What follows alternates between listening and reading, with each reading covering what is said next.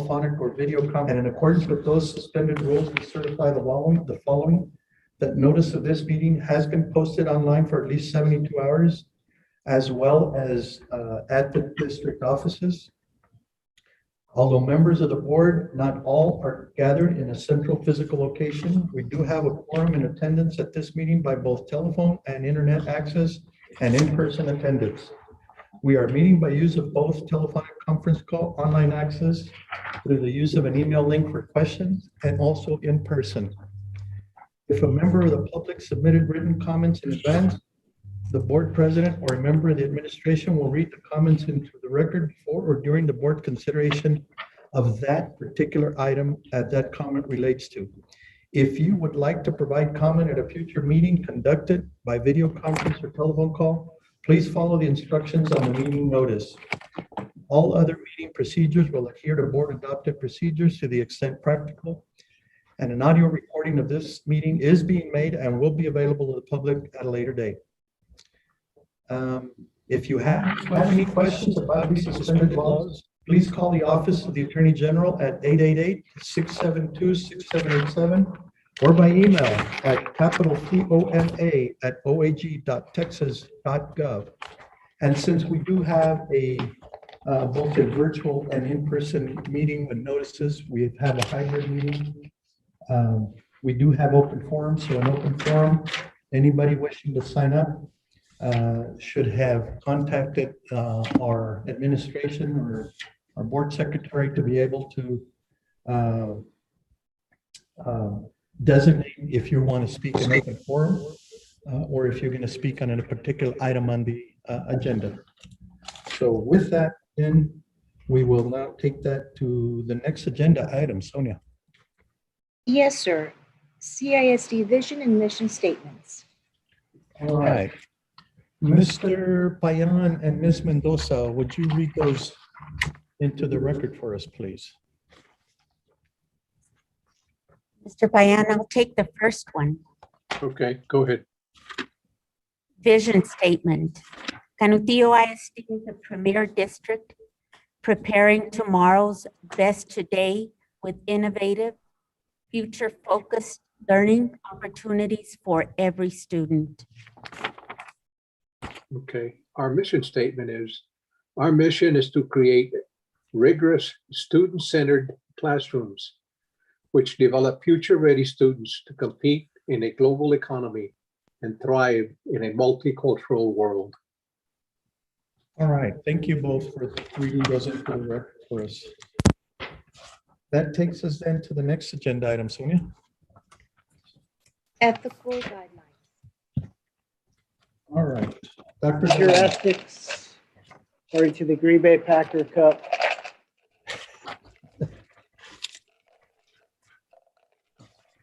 Looking 4.3. 4.34 deals with integrity of character. And 4.3, will you please read that, birthday girl, Ms. Trout? What number? I had it in low volume, Dr. Galavis. Can you please repeat it? 4.3. 3.3. 4.3. Integrity of character. Thank you. Integrity of character. I will refuse to surrender judgment to any individual or group at the expense of the district as a whole. 4.2. The third one. The third. I will not disclose information that is confidential by a law or that will needlessly harm the district if disclosed. What does that mean to you, Ms. Trout? You're welcome, Dr. G. Thank you. Go ahead, Board President. Okay, anybody have any comments on this particular ethical guideline? Mr. Chair, I would like to. Ms. Brown. Definitely, it's very important that we need to keep some information, whatever we think is very sensitive, that we don't need to disclose wrong information to harm a school district. We need to be honest in the information that we disclose as we permit it. We understand the community, we owe respect to them, And the information that we need to provide gotta be the accurate one, based on the truth, and nothing that will harm our board or school district. Always, of course, with uphold with the law. Well said, Ms. Trapp. Obviously, we as trustees have some restrictions on what we can disclose about the district. Obviously, things that are confidential should not be disclosed. Sometimes they can be disclosed at a future date. Certainly, disclosing some information can certainly harm the district if they're not done at the appropriate time. And obviously, there's some information that we just clearly not disclose at all. Definitely. So we should just bear in mind to follow the legal guidelines and also our own district guidelines and board operating procedures with respect to those issues. So, anybody else? No? Okay. Dr. Galaviz? No further comments? Okay, No comment. I can't hear him. Is he speaking? No comment. Okay, yeah, I couldn't hear you. All right, Sonia, that takes us to the next agenda.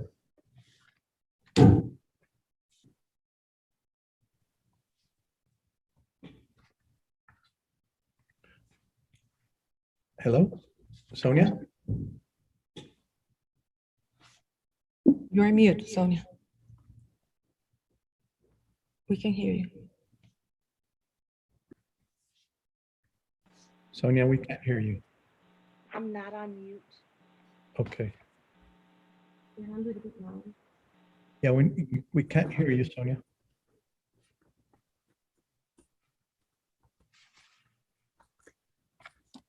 I'm not on mute, Dr. G. Okay. Now we could hear you. I'm so sorry. Yes, I wasn't on mute. I'm not sure why that happened. You know what? I think when you turn away, we can't hear you, so you might want to. Oh, okay. I'm like, We no, couldn't hear you. I didn't mean to yell like that, trustees. I'm sorry. Here we go. So is that better? That's better, yes. Okay, so 2A, each participant will be limited to 3 minutes to make comments to the board. 2B, any member of the community wishing to make comments during open forum can send their comments to the following email address: boardquestions@canutillo-isd.org. Comments must be submitted prior to the meeting start time. The board is not permitted to discuss or act upon any issues that are not posted on the agenda for tonight's meeting. Sonia, you're still sir. going in and out. I don't know if it's when you're turning or if it's your computer that's not, we're not getting a good, consistent sound throughout. Like you go out, you fade away at on some of the comments. All right. So this is open forum. People our community are aware of the regulations with respect to the comments with respect to open forum. I'm sure Sonia has, when people have contacted, has given them the instructions on what is permitted and the time limits. Yes, Open forum at this time is community can comment on anything. Doesn't have to be an item on the agenda, but it has to be at this time for open forum. Anybody wanting to comment on a particular item on the agenda must designate that it's going to be for comment on an agenda item, and it must be related to that item. Okay, Sonia, do we have anybody signed up for open forum? yes, board president, we have 4 people in person, and then we also have people that have submitted information. You're still going out. Sir, it's got to be a technical issue. Yeah. Hold on 1 second. So, board president, did you hear that there's 4 speakers in person and other comments through the email?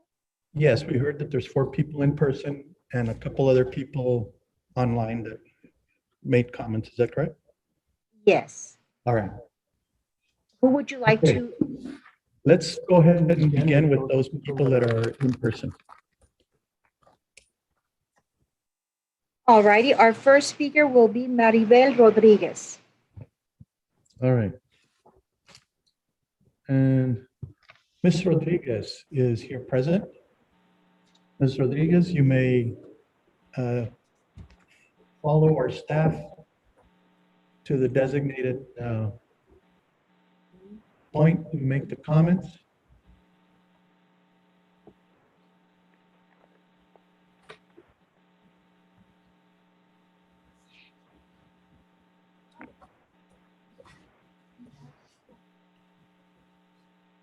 Okay, just a minute, Ms. Rodriguez, we cannot hear you. So we want to make sure we get this count down.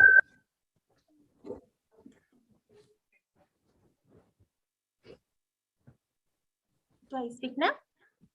Yeah, just speak a little louder so that we can pick you up. Okay.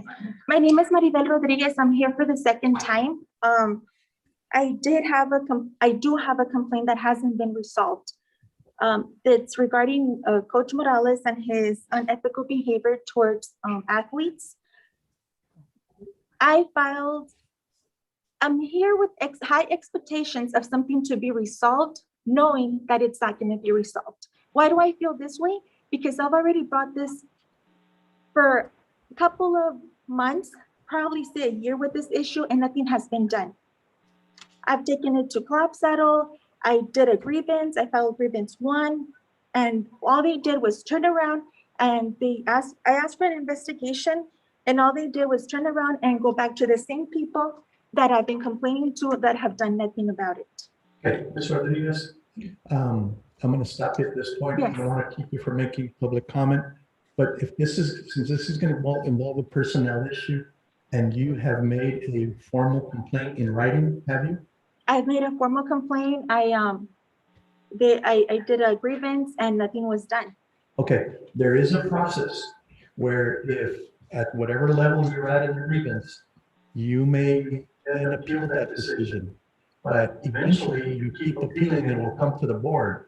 But we as a board, sitting as a board, can't hear the basis of your complaint at this time, because then we might be, if we're privy to some of that information, then we're not going to be able to sit and be able to sit in judgment of your complaint or hear your complaint as hearing officers to grant you whatever you are petitioning for in your complaint in terms of a redress or what solution you would like.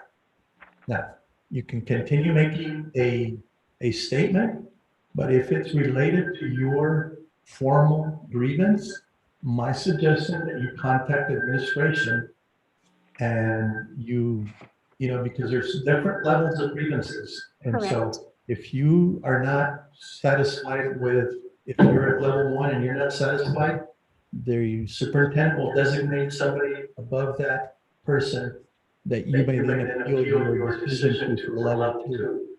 And then subsequently, you're not happy with that resolution, then you can appeal to the board for grievance before the board for us to hear. Sir, the only reason that I do continue and I came to the board, it's because I don't think, what I feel and how I feel is that you guys are just washing it off. You guys are not doing anything about it.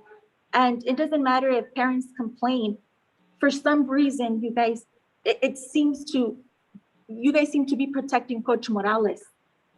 And that's not right, because our kids are getting hurt and it's causing emotional distress in their lives, and it's not right. Okay. The only thing I can suggest is that we as a board can hear that, but not at this time. We can hear it. If you think that that's what's going on in the administration, you're free to appeal it all the way up to the board, but you must follow the procedure for appealing the grievances up the levels. And we can eventually hear it. I just don't want to have this board hear some of the facts or basis of your allegations. And that might prevent us from being able to hear this. And then we probably have to hire some other, panel to hear it if you want to disclose some of that information at this time that we shouldn't be hearing at this time. Do you understand? I just feel nothing has been done, and I feel nothing's going to be done, regardless of how high I go up. Well, like I said, you're welcome to take it as high as you want if you don't have a resolution, and eventually it will come before us and we can hear it. At this point, though, I just want to make sure that you understand that if we hear some of these things, then that might, so to speak, give us information that we are not, may not be privy to during the hearing. And so that's why I'm asking you if you really want to continue with this or follow your procedures to eventually come before the board on the level 3 grievance. Okay, I'll go ahead and do that. I understand that it takes a lot of a parent to come up here, and there has to be an issue in order for a parent to come to the board. If not, No, it's not an issue. I wouldn't I'll let be you here. continue. I'll let you continue right now. No, my problem is that nothing has been done, nothing has been resolved, and it's been going on for a long time. But if I have to address it some other way, I will. Ms. Rodriguez, my recommendation to you from the board is that you follow the procedures. Eventually, we can give you a hearing, and instead of 3 minutes, you'll have ample time to present your grievance to the board and ask for a resolution from us. Mhm. Okay. Okay? Mr. Coronado? Yes. Mr. Chair, I have would someone please give Ms. Rodriguez a copy of the policy and procedure on Yes. grievance? If administration staff, would you please give her a copy of the procedures for appealing the different level grievances? Yes, you just sent to the HR. All right. Thank So you. that she has the tools she needs to comply with what she'd like to do. And she Yes, can. I think they're referring her to HR so they can give her the information. Thank you. All right. Okay. All right. The next individual, Sonia? Yes, sir. Can you all hear me better now? Great. Yes, we can hear you a little bit better. Okay, Mr. Nicholas Cottrell. I hope I pronounced that correctly. Nicholas Cottrell? Mr. Cottrell, good afternoon. Good afternoon. You are aware of our regulations regarding open forum. Yes, sir, I am. All right, you may address the board at this time. Yeah, before my time starts, I just want to say it's the best district my kids have ever been in. All right, so my oldest daughter is the reigning science fair champion, and both my kids are straight A's. That's the good thing. I've loved it. I love the schools they've been to. I think they're awesome. My name is Nick Cottrell. I come before you today as a citizen of El Paso, a parent, a property taxpayer, and voter in the Canutillo School District. I by no means represent any other organization. I just represent exactly what I just said.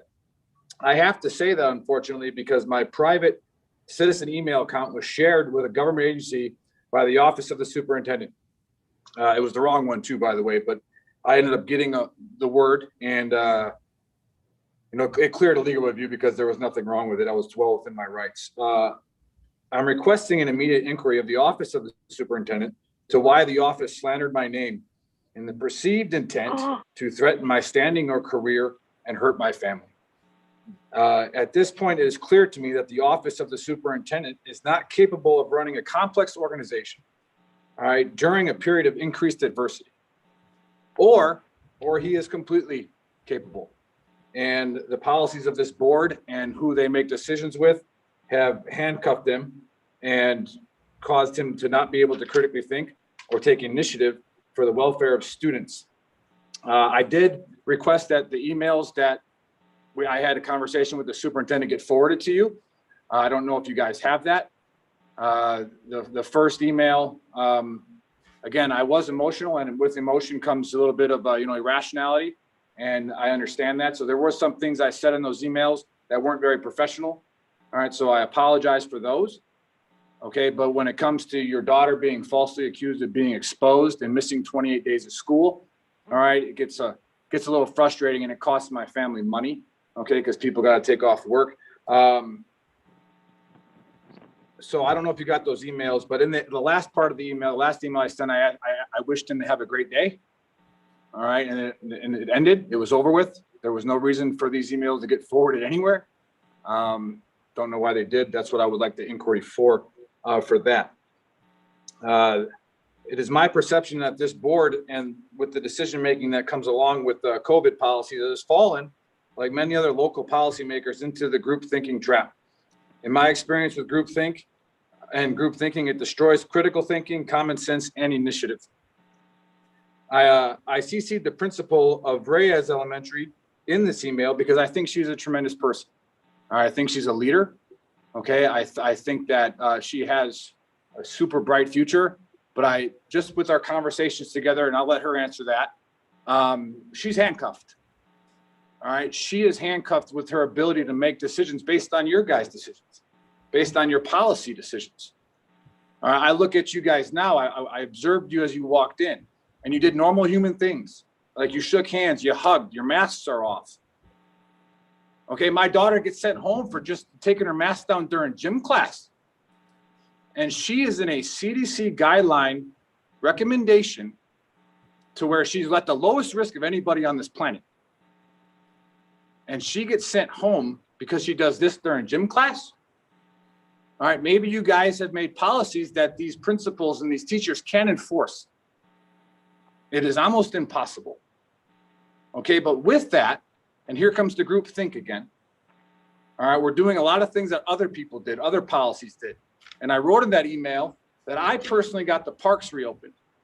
It took me a week and a half to get the parks director on the phone because this city, which is not your responsibility, opened bars before they opened parks. And at that time, my kids had to stay home because the schools were closed. So I took them to those parks to get them exercise because that's what the gym teacher told me to do. And oh, by the way, I'm athletic, so I'm working out with them. I got told to leave. I had to get out of the park. So it took me a week and a half to get him on the phone. And when I did, he amended the order. All right, they weren't playing on that stuff. They're just exercising for school. Okay, so they did that, and I was glad that I was able to get a hold of him, and he was able to do that. Yeah, but again, I believe that the politics of this has ruined our ability to actually look at the behavioral health of our children. All right, the CDC, what is the CDC? Okay, the CDC is doctors, experts, scientists that make recommendations. What are you? You're elected. All right, the CDC is not responsible for policies and regulations. You guys are. That's your job. You were elected. Now, whether you wanted it or not, you've been elected into a position that makes you a leader. And as a leader, so we want things to go smooth because this makes our job easy and it makes our life easier. But I got it. I understand the trials with this situation and all this stuff around here. But I just asked the CDC in March 21st, 2021, a year after they shut all the schools down. All right, they revised their social distancing guidelines to 3 feet for elementary schools. 3 feet. Yet we're still at 6. Yet my kid got sent home and my neighbor kids got sent home. All right, my oldest kid has acne now because of the mask. I live next to 2 teachers in this district and their faces are messed up because of the masks. All right, the CDC comes up with these recommendations, and I'm not an anti-masker, I'm not an anti-vaxxer, even though there's plenty of arguments for all that stuff. I'm not one of those guys. Okay, but I'm a common sense guy. And I don't think the policies that this board has made has given the ability of our junior leaders, our awesome leaders like our principals, all right, and our teachers to be able to make decisions based on common sense. Just like you guys up there right now. You got dividers, you don't have masks on. And you are 100% more at risk from this virus than a 5th grader. All right, nothing will happen to those 5th graders scientifically. All right, some have happened, very small cases, but not even enough statistically to make a difference. All right, so I ask you, I know that you probably won't do anything in the last month of the school year, but let these kids breathe. They don't, a 5th grader should not be wearing a mask for 6 hours. I have not sent my daughter back to school since she got kicked out for the 2nd time. All right, because now she only goes to school for 2 hours a day because she's at home. And then she's playing video games. All right, these kids need to breathe. They need to have fun. They need to be able to talk with each other, just like you guys all did when you came in here. You socialized. That is a good feeling for everybody. These kids will not die from COVID. There is 3 vaccines available. All of your staff can be vaccinated right now. UTEP is screaming for people to make appointments. All right, so I just ask that we avoid groupthink because I just have a feeling in about 10 to 15 years at every leadership program at every university, which I'm at a great one at UTEP right now, They are going to teach this time frame in our life as the biggest groupthink mistake in history. All right, all we're simply doing is things that everybody else said to do. But we took no tangibles from our own environment. We have a beautiful school district here. I asked my daughters, how far away are you from the other kids? Oh, we're at least a desk apart. All right, and we know that exposure is 6 feet for 15 minutes, right? Your questionnaire in front is actually CDC guidance, and it's accurate. Mr. Chair, I want to remind you of the time limit of 3 Yes. minutes. I know he doesn't want to hear me, but because he reported to the wrong government agency about me in the first place. So All right, I request.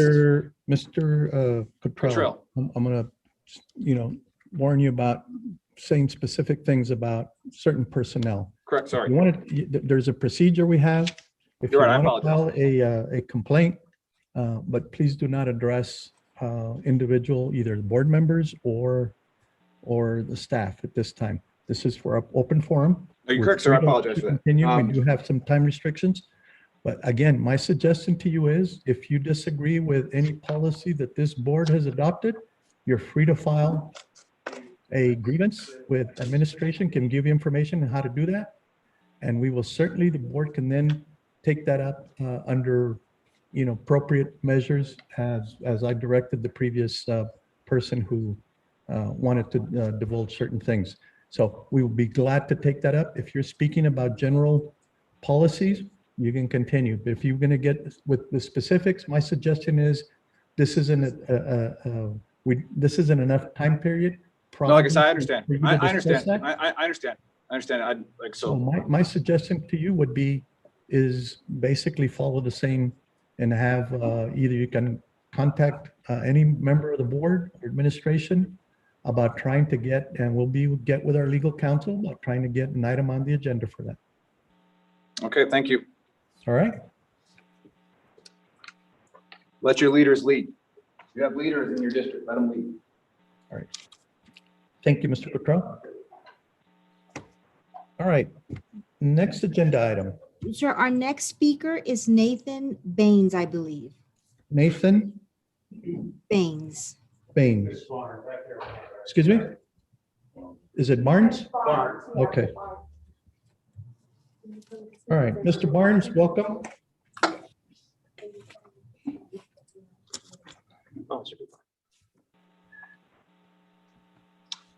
How are you today? My name is Nathan Barnes. First off, happy birthday, Ms. Trout. My daughter is a third grader at KNTO Elementary, and I heard through individuals on Facebook groups and through a docket last week that in the safety and security meeting, there was a proposed budgetary issue with police in the schools and potentially getting rid of them. I'm here to propose and advocate for the police. I believe that they should be there. I believe that if you ask most parents, the main reason that we have police in the schools is to stop, deter, and combat against school shootings. You can ask 100 parents and 95 are going to say, we want to stop school shootings. A guard is a great thing. It's a part of the puzzle of security, but it's not going to stop a school shooter. He might slow him down for a second, the pull of a trigger, and that's it. If you study mass shootings, school shootings especially, the thing that stops them is the introduction of a good man or woman with a gun. That's it. They usually will kill themselves. They will get into a firefight with the police. They will turn themselves over or they'll run away. That's usually what happens. But the killing stops, the shooting stops. But I like the idea of guards being in the school. It's fantastic. But to replace them with, to replace the police officers with guards, if we're trying to save money, I believe that there's, you're upside down. There's a lot of issues that, or a lot of things that we can supplement or get rid of, or have private volunteers come in to do certain things. Don't get rid of the police. The police also, they're well trained. It's a good influence on the children to see a member of law enforcement there to protect them. I believe I've heard and I've talked to members of the police that are my friends that they have drug sniffing dogs at certain schools. So, and he also said that crime rates in the areas of where the police are around those schools go down as well, because they don't want to get involved with police in the vicinity of schools. So I'm just here to advocate, do not get rid of police. It's a foolish thing. If we think that we're going to provide a safe learning environment with security guards, if they're not armed, you're not providing a safe learning environment. That's just the way it is. You can ask any expert. They will tell you what stops a bad man with a gun is the introduction of a good man with a gun. That's just the only way it is. And once a security guard runs into a situation where there's a bad man with a gun, he's going to call the police. So let's cut out the middleman and actually have police there to help defend our children. Thank you. Thank you, Mr. Barnes. All right, do we have One more. anybody else, Sonia? Yes, sir. One more speaker, and that is Jesus Ramos. Mr. Ramos.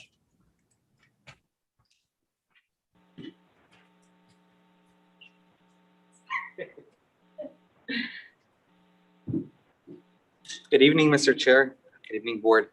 I wanted to bring up an issue that we discussed at the Safety and Security meeting last week, which I recall Trustee Trout and Rodriguez were there, and they might recall the situation. These board meetings are happening at 3 p.m. A working class parent, it's ridiculous to think that they'll be here at 3 p.m. Staff members, it's ridiculous to think that they'll be here at 3 p.m. and they want to be part of this conversation. Maybe they're not invited to the table, but they'll bring a chair to sit and have these discussions. So in behalf of the community, I think we move for these meetings to resume with their time that we had before at 5:30 p.m., which is a reasonable time for a working parent to attend these meetings. It's our tax dollars. You guys are voted in. They are important issues that we are discussing here. The open forum is a fantastic way for parents to reach the board, but they have to be able to do so. And for that, I think timing is key. So I think I just wanted to jump in here and make that motion from the community that we want the board meetings to be at an accessible time for working class parents. Thank you, Chair. I yield back. Thank you, Mr. Ramos. All right, do we have any other speakers on open forum in person? Is that it, Sonia? That's it for in person, sir. Okay, do we have anybody who has submitted comments from email for open forum? Yes. And I'll let Andrew read those into the record. Okay, how many do we have? Good afternoon. We have 6. Okay. All right, Andrew. All right, I'll begin. To whom this may concern, my name is Amber Whitley. I am a parent of 2 students that are currently enrolled in our district, as well as an active volunteer and a taxpayer. I have always been proud to say I was part of the CISD ever since we moved to Canoteo 13 years ago. I have learned of several issues that are currently happening that I'm very concerned with. My first concern is the school nurses and them being moved around.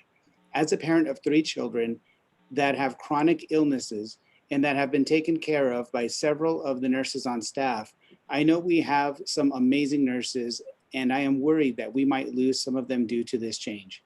This past year, nurses have had to step up to the challenge and go beyond their line of work to make sure our students are taken care of in and out of school. I am also pleased to see how the COVID-19 committee has handled this pandemic as well. I am, however, very concerned and disheartened to hear that the CISD feels that moving around all of our school nurses is the best interest of our students. I feel that this is absolutely untrue.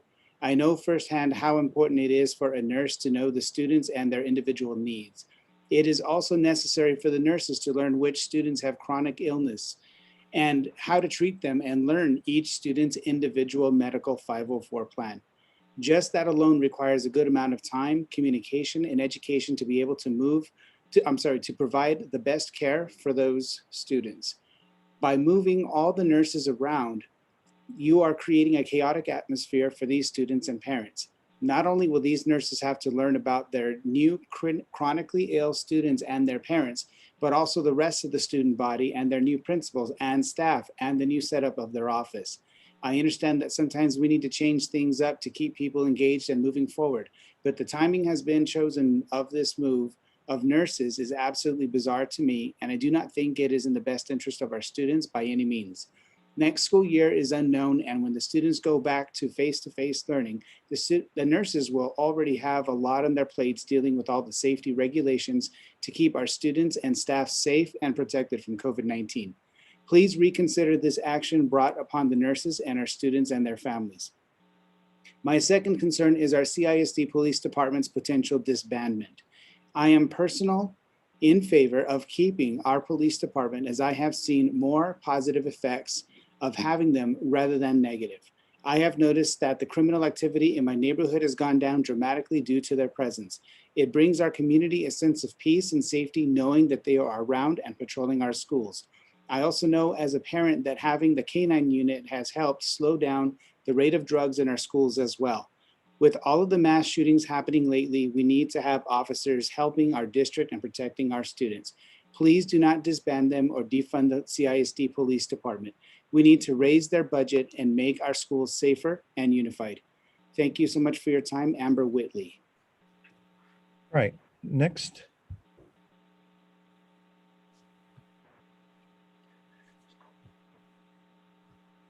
This letter is from Mr. Mark Gonzalez. To the School Board of Canoteo, what do us parents and members of the Canoteo community have to do for our voices to be heard, for something to actually be done? We have already spoken out on certain key points on how Coach Morales is as not only as a coach, but as a human being from not only parents' perspectives, but also from former athletes who were in the basketball program under Coach Morales. Enough is enough, and something must actually be done to resolve these issues that were brought up at prior board meeting. From the people who spoke the day of the board meeting, it took a lot for them to go up there and speak that day. They didn't just go and say what they had to say because they wanted to. No, those who went to speak not only for themselves, but for those parents, players, and staff of the CISD who are afraid to speak as retaliation from not only the coach, but higher authority staff members.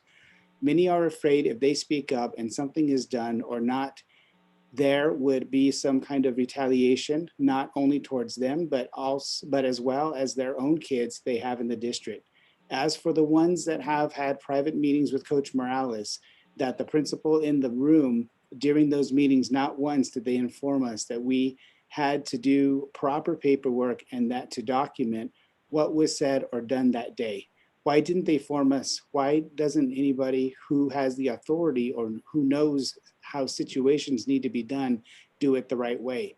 It is because everyone is covering everyone's mistakes, or it is because they are hiding a lot of other things that have occurred that they don't want others to know. Overall, our message to the board is we are not looking at how much playing time an athlete is getting, but how the coach is treating his players on or off the court. From not getting the best out of the player to not helping the player improve as not only an athlete, but as also as a human being. Sports programs help students develop physically, emotionally, socially, and intellectually. CISD athletic programs are competitive and diversified, allowing students the opportunity to realize their full potential relative to growth and development. All programs are designed not only to teach athletic skills, but also to instill good character and to teach sound values. What I have quoted in the two sentences before is what the Canoteo athletic program says it does. While that may be true for some athletic sports programs, this is not happening for the Canoteo High School basketball program under Coach Morales. From not only you heard in person the day of the board meeting, but till today, nothing has been properly done. Enough is enough, and we don't want to stop until something is done the proper way and everything is looked into. We as parents, players, former players, and members of the Canoteo community want something to be done, not only to help out the program, but to ensure what you say, not only as an athletic program, but also as a board member of the district of wanting the best for the students of CISD. Our voices must be heard and something actually be done to ensure our students and the student athletes stay in the CISD knowing they will get not only the best education, but also the athletic programs will help them to become better on and off the court. All right, Okay. next. The next one is from Cynthia Lopez. Greetings. My first question is, why are these board meetings taking place at 3 p.m.? This is either during work hours or during school pickup times. Seems the taxpaying community is being discouraged from attending. It is my understanding from the safety meeting, there is an audit regarding whether or not the CISD Police Department will be disbanded. Why? Who is conducting this audit and who found it necessary to do so? As a parent and a taxpayer, why wasn't there transparency regarding the issue? It wasn't until the question came up at the safety meeting that this was even brought to light. In my opinion, it's an important discussion to be had. Who will make the ultimate decision and based on what facts? In addition, what is Plan B? Should this disbandment of the CISD Police Department take place? Will private officers be hired and at what hourly rate? I look forward to having my questions and concern answered and addressed. Very respectfully, Cynthia Lopez. Okay, this is from Mr. Nathan Barnes. I believe we heard from him earlier. To the Board of Trustees, I, Nathan Todd, am father of a child at Canutillo Elementary and would like to speak on behalf of a few concerns I have in regards to removing the police force from our schools. I also want to address the odd timing of the 3 p.m. board meetings and feel they need to be at a more accommodating time for the community. Thank you for your time, Nathan. Okay. This, I don't see a name. Okay, to whom it may concern, my name is Eva Luz Muniz Aguilar, and my daughters are currently enrolled in 1st and 3rd grade at Reyes Elementary. I would just like to take this opportunity to express my deep gratitude and admiration for the school administration, teachers, and staff during these unprecedented times. Not only has the school been able to allow our children to continue their education, whether it be in person or virtually, but they have done so while following very important safety protocols. Thank you for keeping our teachers and students safe by keeping measures like social distancing and the mandatory use of masks in place. And the last one comes from Carmen Ibarra. It's in Spanish, and I'm going to ask Ms. Laura to please read this one. Good afternoon, board. The email reads as follows. Buenas tardes, mi nombre es Carmen Ibarra. Yo solo quiero felicitar al distrito y a la Escuela Reyes por el excelente trabajo que están haciendo ante esta contingencia. Considero prudente que se siga usando el cubrebocas y lo sigan exigiendo para seguir cuidando a nuestras familias y al personal de la escuela. Gracias, Mrs. Carrillo, por siempre cuidar de nuestros hijos y nuestras familias. That's all. Thank you, board. All right. Is that it, Sonia and Andrew? Yes, that's all. All right, we thank the community. The board certainly will take these comments into account regarding our district procedures. We cannot respond to any individual comment made, but be assured that the board does take these comments seriously, and we'll certainly take them into account. All right. Mr. Chair? That takes us then. Yes, Sonia? No, it was Laurie. Mr. Chair, I'd like to, I've been here a long time on the board, as you know. I've never heard so many people coming to us, and I really admire the community participation. I'm not hearing any follow-up from administration, though. So could we please, as a board, get the follow-up from all of these comments? I learned things tonight that I didn't know about. So I would appreciate if that could happen in the emails that were referenced that were supposed to have been forwarded to the board, please. I will certainly contact administration with respect to that. Thank you, sir. Thank you, Ms. Earls. All right, anybody else? Okay, that takes us to the next agenda item. Sonia? Yes, sir. Board honors. 3A, recognition of the District Elementary and Secondary Teachers of the Year and the District Auxiliary Employee of the Year.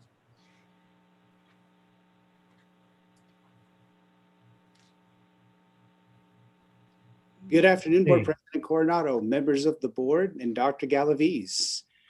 Recognizing Gaноtillo ISD's employees who make a difference, 3 outstanding individuals were chosen the District Elementary and Secondary Teachers of the Year and the District Auxiliary Employee of the Year.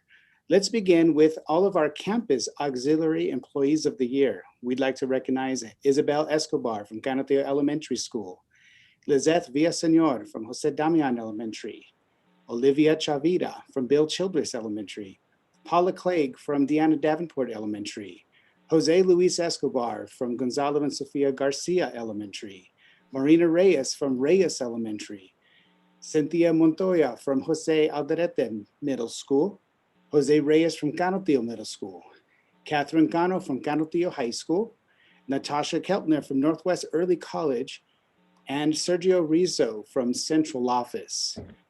Our District Auxiliary Employee of the Year from the Child Nutrition Department is Mr. Sergio Rizzo.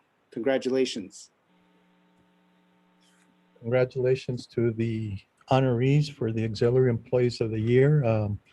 We certainly appreciate their service. You know, a lot of these are hard jobs, and during this pandemic, it's made their jobs even harder. Yes. Have to do different things, so we appreciate certainly all the service of all our employees, and particular now the auxiliary employees, and not just the employees of the year, but all of our employees, our auxiliary employees. Mr. Coronado, we have asked Mr. Rizzo to join us at this time. All right, Mr. Rizzo, Yes, congratulations. thank you. Oh, Gaноtillo. And thank you, God. He was right. Okay. Mr. Rizzo, how does it feel to be selected as the Auxiliary Employee of the Year? Oh, it's great. I'm happy. I saw on, I guess I was on Facebook. I saw when they went to you to deliver the news to you, and certainly a great thing that happened to you. So tell us, how do you feel? I feel great. I'm nervous. I can't talk. You don't have to be nervous. Thank you for everything. Thank you. I appreciate You're it. welcome, Mr. Rizzo, and thank you for your service to this district and to the community. You know, the board likes to hear comments from the community on everything, but especially at this time on positive things like this that employees do for our district and the community. So we really appreciate your service, and thank you again for serving us. Did you receive the $500,000 check for your award? Oh, yeah, it's right here. It's right there. We wish, huh? No, thank you. I just want to say thank you. Congratulations, sir. Thank you. Very good. All right. Mr. Rizzo, Ms. Trout wants to know where you are assigned to. I'm assigned to child nutrition. I'm on maintenance. So, Work for the, Nutrition? yeah, for the food service. Well, Food service. yeah. so the food service were the first boots on the ground, if you will, in March or in February when this pandemic Oh, yeah, hit. those are. That was our food before the service mask, were before the best. 6 feet, before the Sure. sanitize. And these people went in every time to go into war against this virus to feed our kids. So Yeah. so thank you, he was Mr. part of Rizzo. the, Sanitation and also food service at keeping our kids safe. So, Mr. Chair. Ms. Mendoza. Mr. Rizzo, will you let the board know how many years of service you've been with Gaноtillo ISD? It's 30 years now. I'm almost retired.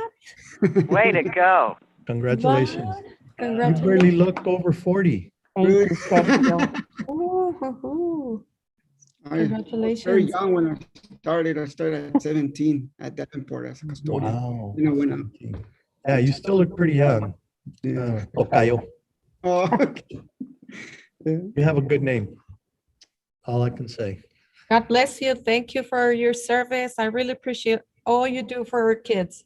Thank you so much. Thank you. Thank you, Sure. Mr. Rizzo. Thank you. Take care. God bless you all. God bless you, Thank Mr. sir. Rizzo. God bless Thank you you. too. You too. Thank you. Thank you, Mr. Rizzo. All right. And now let's recognize our campus teachers of the year. Ms. Dora Rodriguez from Ganotillo Elementary, Joel Olivas from Jose Damian Elementary, Sabina Lazos from Bill Childress Elementary, Jessica Carrion Valero from Deanna Davenport Elementary, Maria Castillo from Gonzalo and Sofia Garcia Elementary, Leslie Hess from Reyes Elementary, Alejandra Ortega from Jose Alderete Middle School, Erica Gamboa, Canutillo Middle School, Christopher Kapusik from Canutillo High School, and Dr. Alicia Muir from Northwest Early College High School. The district teacher, elementary teacher of the year, Sabina Lazos, teaches third grade dual English components at Bill Childress Elementary and has been a teacher at BCE for the last 3 years. She sets high expectations, but provides her kids with all the necessary tools to meet them. Ms. Lazos gets to work early and on most occasions, the last one to leave. She supports her peers with various learning and PD opportunities and also helps put together the school yearbook. Congratulations, Ms. Lazos. And she will join us at this time. All right, Ms. Lassos, welcome. Thank you, board, for having me. Ms. Lasso. Congratulations. Oh, thanks so much. Ms. Lazos, Yes, ma'am. I just wanted to thank you for all that you do for our kids. Oh, no worries. It's my pleasure. Like I tell everyone who I speak with, I went to Childress as a student. And so being able to walk down these halls as a student and now as a teacher, I mean, it's like the world it's so unreal, but I'm just so happy and just so proud to come from this district. You're amazing. Thank you. Thank you. Well, thank you for your work and service to our kids and obviously making the learning environment. You were chosen for a reason. I'm sure administration and all your other teachers support what you do and appreciate the excellence in your instruction to our kids. And we know that teachers go above and beyond just instruction. You act as second mothers to our kids. And so, we really appreciate that. You teach them a lot more than just educational things. And so we really thank you, especially during this last year that's been so difficult, and a lot of our students don't have that extra contact sometimes with the teachers. And so it's been a difficult year. It's, I guess, the best way I can, I've seen so many films and movies on the pandemic and how it's affected our kids and stuff. The only I could think of that it's muck. But we have overcome it. And you know what? Thanks to teachers like you and all our staff, and that I think our kids are going to survive this, and they're going to excel and overcome this any deficits that may have come our way and come their way because of this pandemic. But certainly we appreciate your service. On behalf of the board, we thank you again, and more power to you. Keep plugging away with our students. Anybody else, board? I would like to congratulate definitely all the elementary school teachers and of course the secondary teachers. Thank you for all you do. Now you are selected one, but all of you guys do an excellent job. I'm very proud of all of you working in this unprecedented times. It's not easy with that patience that we need to come out with the good strategies to try to teach and, develop the information and instruction to the kids through the computer is not easy. So to keep the contact, to keep them engaged and all that stuff, it's not easy. So all of you are doing a great job. So congratulations, and may the Lord bless you always. Mr. Coronado, before we conclude our comments, can I introduce our secondary teacher of the year? Yes, sir. Our secondary teacher of the year from Canutillo High School, Mr. Christopher Kapusik, has been a 9th grade AP Human Geography teacher at Canutillo High for 9 years. He is passionate about his students and builds a strong, positive rapport with them. Mr. Kapusik enjoys instilling a love for learning in his students, and always with a caring spirit and a smile on his face. Congratulations, Mr. Kapusik. Congratulations. Way to go. Guys. Thank you all for inviting me to the board meeting. Welcome. Coach K. He's not Mr. He's Coach K. Coach K to the athletes, and then Mr. Kapusik or Mr. K, whatever is comfortable for the students. Mr. Cusick, the way you looked on your picture with the different style of hair than we see now, I thought you would be a math teacher. You know, that's funny. I couldn't decide. I was like, how am I going to do my hair for this picture? Up, down, full. You know, I just went with whatever my wife was like. Hey, you know, I probably recommend chose the pandemic exactly. hairstyle. Exactly. perfect time to grow it out. No, You but look he good. did good. He You did look good. good. He asked his wife, you know, if he has the approval of his wife, then you're great. That's right. Yeah, Exactly. you look good. Thank you. Well, certainly congratulations on your selection. And on behalf of the board, we thank you again for your service to all the teachers that were nominated, but again, especially to the two selected for this year. Like I said, we appreciate all our teachers. You serve to, you know, not just educate our kids, but to give them, you know, a little bit more guidance, a little more instruction in their personal lives. And so, you know, you teachers do a lot for our kids, and we certainly, again, appreciate the service you do. Board members, anybody? So I Sure. actually want to say, I had Mr. Kapusik, I think my freshman year of high school, and I can attest that he's a great teacher. You know, even after we left class, some of the lessons and stories he told us stuck with us forever and really made us want to keep learning. So, Mr. Kapusik, well deserved, Hey, man. yeah, when I see it, it's so excellent to see that, you know, when I see Tristan here, and just whenever I see any of former students and what they're doing now, I always just tell them, like, I know they're going to be successful. You know, I teach an AP class, and it's funny because I see some of my students, they stress out freshman year. They think like, I have to pass this one exam. And I always just tell them, like, you know what, pass the exam or not, you guys are going to be successful. And, you know, Yeah. Tristan was an excellent student. Always hard to tell him apart from his brother. It's funny because freshman year, they would always be like, no, see, his hair goes like this, you know, my hair goes like that. And I was like, you know what, it looks the same to me. So congratulations, Mr. K. Congratulations. much. Excellent job. Congratulations, and what a great compliment that your student would give you. Thank you, Mr. Rose. It's the Mr. greatest praise I can get. I just appreciate wanted to that. congratulate Coach K, Ms. Lassos, and Mr. Riso for representing our district. And for those that represented each of those campuses during this difficult time, I know you all have gone above and beyond in regards to being able to address some of the issues that we're currently dealing with and making sure that we're educating our kids. So together we'll continue to do great work, and we really appreciate you all, and congratulations and best of luck in the region. Thank you so much. Yes, thank you. That's right. Our district elementary and secondary teachers of the year will represent Canutillo Mr. ISD Chair. Region 19 Teacher of the Year competition in August. Congratulations to all. Mr. Payan. Mr. Payan. I just want to make a comment. Congratulations to Mr. K. And you did a very good job with Tristan. He's learning a lot, okay? Thank you. But Mrs. Lazos, I really want to commend you. You grew up probably in my community of Vinton,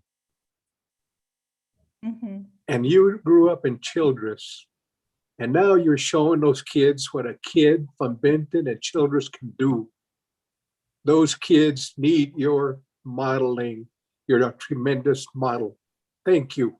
Thank you, Mr. Payan. Very well said, Mr. Payan. Certainly a district that appreciates one of their own meeting, you know, in instruction at the campus where she came from. So very, very satisfying, very appreciative of what we have. All right. Anything further from the board? Again, congratulations to all our teachers from every one of the campuses that was selected, and then obviously the elementary and secondary teachers of the year. We wish you well in the next phase with the region. We wish you and hope to be honoring you for hopefully being the region representative award coming up here pretty soon. So good luck to both of you. Thank you again for your service, and we appreciate you. All right. Mr. Coronado, this concludes my item. The second item, I'll turn it over to you. All right, thank you. The next item for recognition that we have is item 3B. Sonia. Yes, sir. Item 3B, recognition of trustee Armando Rodriguez for his exceptional leadership advocating for the advancement and equity in our public schools, especially for underserved students beyond El Paso and the state and national levels. I put this item on the agenda to recognize Mr. Rodriguez. He has just finished serving his time on the as chair of the Hispanic Council on the NSBA, National School Board Association. He's on the board, my understanding is still correct? So I just rolled off of the NSBA Board of Directors, but I'm still on the National Hispanic Council as a past chair. Right. For So NSBA. You finished your time on the board, but you're still at the end at the Hispanic Council as past president or past chair, right? Right. And so he just finished his, was it a 2-year commitment? Correct. On the Hispanic Council, leading that division of the National School Board Association. He has served and still on the NALEO board, is that correct? Correct. Mr. Rodriguez? He's served as president of the Mexican American School Board Association. He is also currently serving on the Texas Association of School Boards, as recently elected as the secretary, is that correct? Yes, correct. Secretary Treasurer. Secretary Treasurer. Okay, not just secretary, he's in charge of the money. Okay. So, I don't think we've had another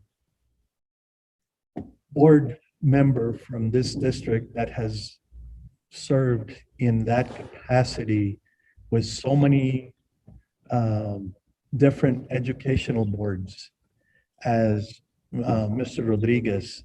And as some of you know, some of those require quite a bit of time, quite a bit of effort away from your job and away from your, from your town, your city, and from the district. And so I felt that it was only appropriate that we recognize Mr. Rodriguez for his efforts in making sure that policies at that level, both at the state and national level, that he's advocating not just for all the students, our students in the district, but all students, for equity for all students. It's basically has been his motto in his service on the district and on all the boards that he has served. And so he's been doing this for quite a long time, but he has really, I think, brought very successful leadership to our district and leadership to the state and to the nation with respect to education and policies. And so I wanted to make sure that we, took note and recognized him and for his efforts, for his dedication and his service. I can't get to measure how many years he served on boards, educational boards, other than Canutillo District, but it's quite substantial. I can't think of any other board member that has even come close to how Armando has really engaged himself and immersed himself in advocating for not just our students, but all students. So I do want to have the board recognize him for his service on all levels. And so Armando, on behalf of Canutillo, we thank you for your work. I know it's still ongoing. I know that eventually we will, and we hope to see you at the head of the Texas Association of School Boards. That would be quite a feat, and it would be quite an honor, not just for you, but for this district to have you represent us up there and for the state. Anybody at this time want to say anything? on the What board? I would like to, Mr. Chair, I would like to congratulate our fellow board member Armando. I've been in several classes and trainings that we've been together. He's always does it good with a good example. So congratulations. Congratulations, well deserved. Thank you, Ms. Stroud. Mr. Chair, Ms. Mendoza. Mr. Rodriguez and I go way back because when I was working for the school district, Mr. Rodriguez was in high school. That was a long time ago. And back then, he would ask for a board packet. That's how early on his aspirations to help this community started. Here recently, Mr. Hernandez and I have taken a lot of courses online through Zoom. And everywhere you see Mr. Rodriguez is either hosting a session or introducing a speaker. He's a big deal for Canutillo and brings a lot of recognition. I remember back in the old days, you would say you were from Canutillo ISD. And they would say, where? And now they say, is that where Trustee Rodriguez is? We're just very proud of you, Mando. And I thank you for all that you do for our kids and all the time that you spend away from your family and including on the board. Thank you. Well said, Patsy. All right, anybody else? Mr. Chair. Mr. Payan.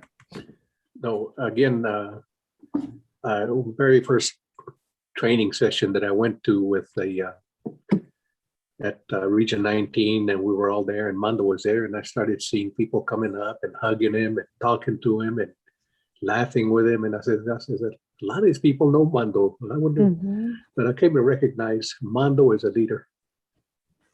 He's a leader in every aspect and everything that he gets into. And I think we owe him a great deal of gratitude for everything that he's getting. And again, I want to echo Ms. Mendoza's comments. He knows what he gets into, and he sacrifices a lot of time doing these things. I remember he did an internship with the previous job that I had with Congressman Reyes. He used to come in shower shoes, and I told him, Mando, you can't come in shower shoes, Vato. But he straightened up, and Mando, thank you for everything that you do. We owe you. And a lot of luck in your future endeavors. Thank you. And I would also like to add to, just adding on Patsy's and Mr. Bayan's comments. And not only is Mando, I think, a great leader, but I think showing with me that he's a great teacher as well. And I think he knows this, but I would like everyone else to know it too. I think that's the most humble thing that he can do is to help someone new like myself and show me the rope, show me what needs to be done through his experience, through his leadership, and humble himself and say, hey, you know what? I was in your shoes one time and I can really help you out. So I would like to thank Mando a lot for that. Well said. Yeah, Mando has certainly helped other board members and doesn't shy away from doing what he can to help in any situation. But we really thank him for all the service he's done. He's really elevated, like I said, the notoriety of Canutillo, both at the regional, state, and national levels. And so, again, Mando, we appreciate your service. Thank you. Again, keep up the good work. We know there's still more to come from you. And like I said, I want to see you at the head of the Texas Association of School Boards. That would be really a great honor for this region and for the state to have you as their leader there. We hope to see that in the near future. Again. Mr. Chair, I'd like to congratulate Armando, and way to go, Mondo, and God bless you and your family. Thank you, Mr. Earls. Mr. Rodriguez. Just one other thing, I'm humbled by your all's recognition tonight. As we know, education is an equalizer to society. And it is important for us to have a seat at the table, both at a state and national level, when it addresses some of the issues our kids face. And so when issues came about in our school district years ago with the manipulation of data, I knew that it wasn't a state issue or a national issue. I mean, it wasn't a isolated incident in Canotillo. This was a state and national issue, and we had to get into some of these areas where they're not having these conversations in regards to equity, in regards to how do we address some of the issues of English language learners. And so I found ways to build bridges and network within some of these relationships and being able to look at that at a national level. So as we continue this journey, I want to thank my board for allowing me, and I'm really appreciative, but we still have a lot of work to do. And the most important thing that I see is being able to provide the educational opportunities for all our kids. And at the same time, we need to start building capacity so we could have the leadership. I want to thank Tristan, because I think it's important that we start building the capacity in our community for us to have the leadership that will continue to grow the district in the right direction. And so I want to thank you all, and I'm truly humbled. And the work is still going on, and we still have a lot of work to do, but I appreciate it. All right, well said.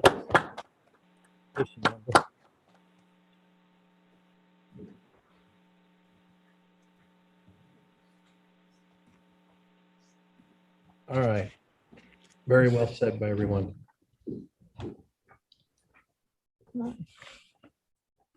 All right. That takes us then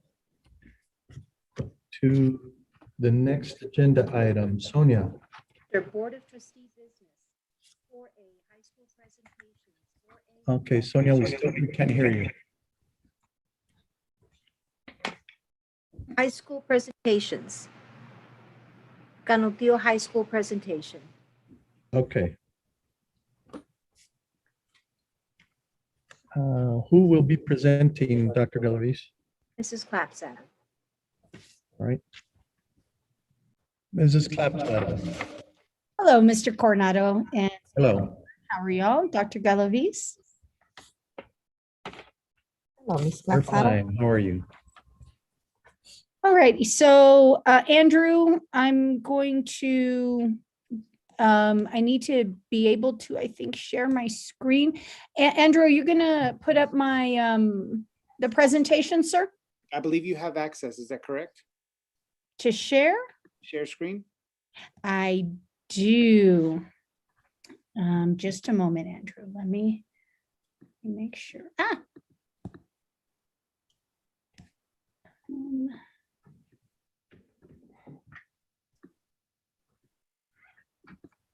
Just a second, Andrew. Andrew, you are going to shoot me. Yes, you are. Andrew, I apologize. My other computer has that presentation. Can you pop it up for me? I am so sorry. Thank you, sir. Thank you so much. Okay, so graduation 2021. Go ahead, Andrew. All right, so the class of 2021's cohort size, or the class size, is 359 students. It went away. There it is. This year, we do have 2 students who are going to graduate on a 3-year grad plan. Our top 10% is going to be 36 students. And our performance acknowledgement graduates, we have 140 students. And if you'll remember, those performance acknowledgement graduates used to wear blue graduation gowns, but we moved those to, they get blue stoles that say performance acknowledgement on there. Go ahead, Andrew. So our at-risk seniors right now, actually this number is down from when I turned this in about 2 weeks ago. We're sitting right at about 101 kids. These are seniors who right now, if we had graduation today or tomorrow, could not graduate.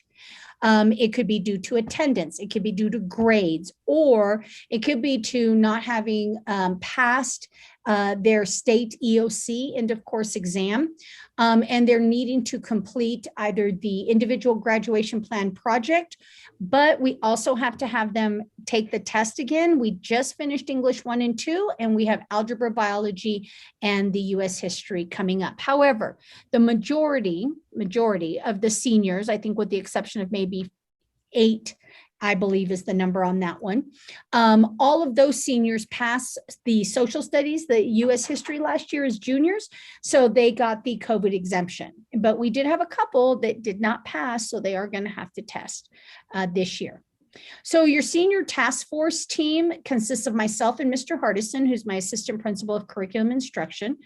My 4 counselors, we do include our 9th grade counselor just so she can see the process, and she does help us in mentoring some of our students. Our registrar, of course, keeps us updated with our transcripts. Our at-risk coordinator, Ms. Fuentes.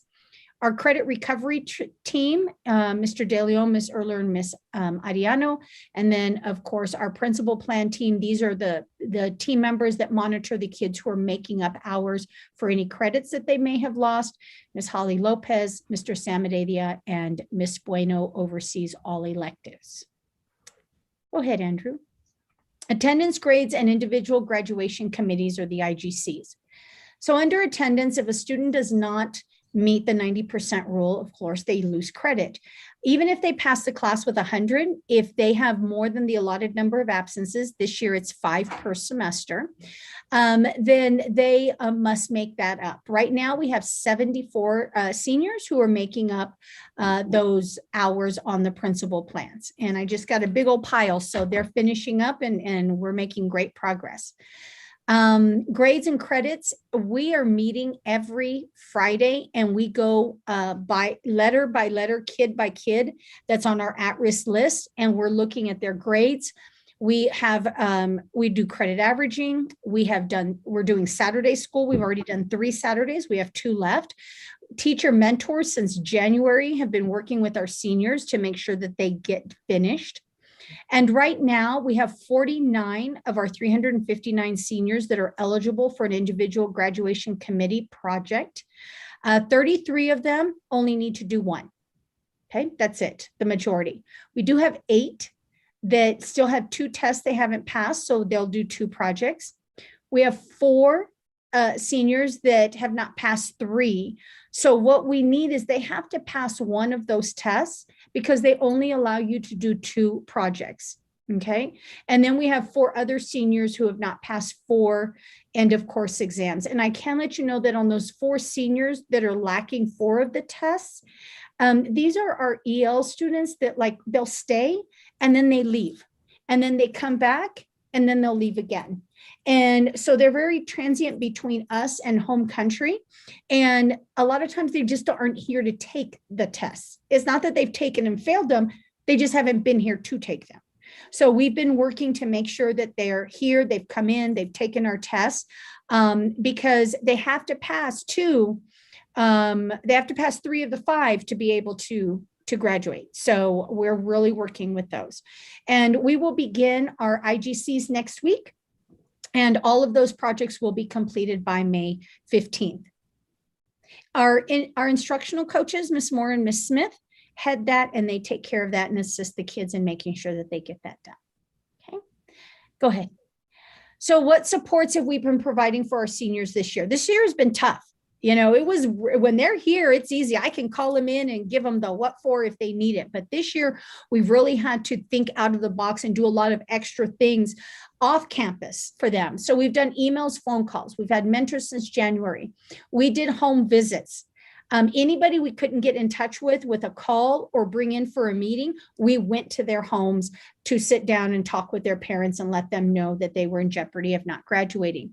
Again, we have weekly progress monitoring meetings every Friday at 2:30 with our counselors and our teachers, credit recovery teachers.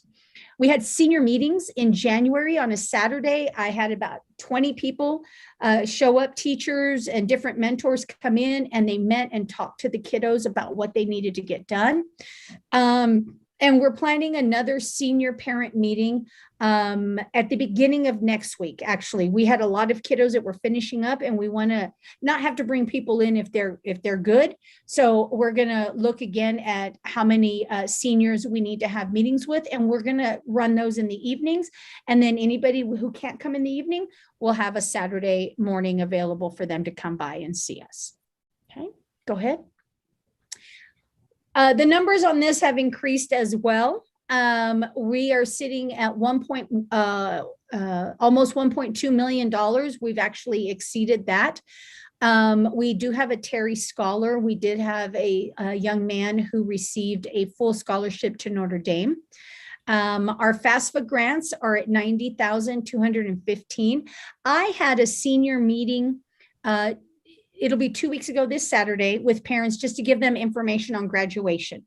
We had 211 parents and seniors show up, and I made a huge push at the meeting for parents, even if your kiddo's not going somewhere, if they get a scholarship to UNM, but they're not going to UNM, they're staying at UTEP, it doesn't matter. Send us that, because we're going to compile the list so we can recognize your child at the Senior Awards Assembly on how much scholarship money they earned, or FAFSA. Man, we've been getting lots of information in. So we will definitely, of course, in our graduation report, give you final numbers, but we're looking forward to a big increase in our graduation. Of course, dual credit is still pending, and military awards are still pending as well. Go ahead. ACT and SAT, we did school-wide administration, even in COVID. We had one. We had one right before COVID, and then we did one in this spring as well. So we are, our average ACT score is 19, and our average SAT score is 1,028. We did hire Mr. Conchola to do we call it Gateway to College, but we are also this summer, the ACT is being offered the weekend of July 11th, 10th, 11th. So what we're doing is we are going to be running an ACT boot camp for 2 weeks during the summer. And then the kids come in, and we're going to help them with those waivers so they can test and prep them for that test, so we can see an increase in those scores and get some more kiddos with that. But we continue to use our monies that we receive for college readiness to do school-wide ACT and SAT testing, because we do want our kiddos to have those tests done, because a lot of them, that's why they don't apply, is because they didn't go take them. This way, we bring them in, they take them, and they walk out of here with 2 college entry tests done. Okay, I'm ready to apply for college. AP test, we have a little over 50 seniors who are registered to take an AP test. It is going to be online, but on campus. And our testing will begin the week after EOCs. So we will begin May 17th, and we go through May 31st on our testing. Okay, go ahead. Our number, we have 245 of our seniors that have completed their Apply Texas. Those have all been accepted to EPCC. 168 of those also applied and were accepted to EPCC. And we had 128 apply and get accepted to NMSU. And as of right now, we have 44 of those 128 who have received 2 scholarships each. They get the local, so it's not the out-of-town tuition. And then they've got, it's called a maroon scholarship that they give based on academics. And we're waiting for a round from UTEP that we haven't received yet.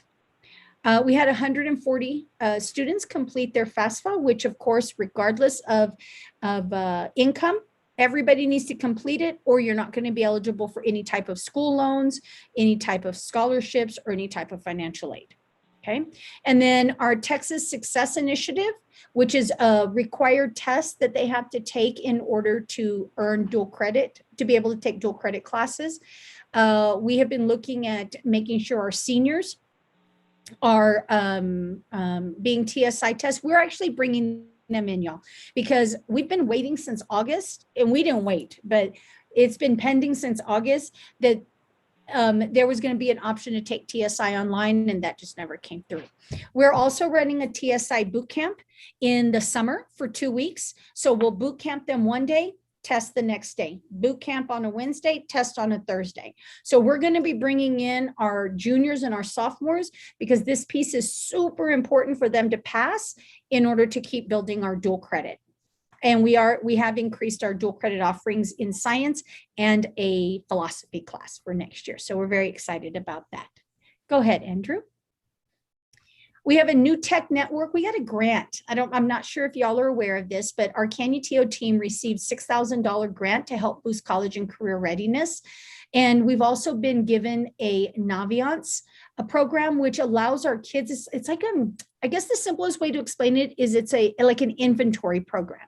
The kiddos punch in, answer a bunch of questionnaires. They then, based on their answers, the program tells them, hey, based on your answers, these are some of the best opportunities for careers for you and the best colleges for you to attend to be able to achieve these.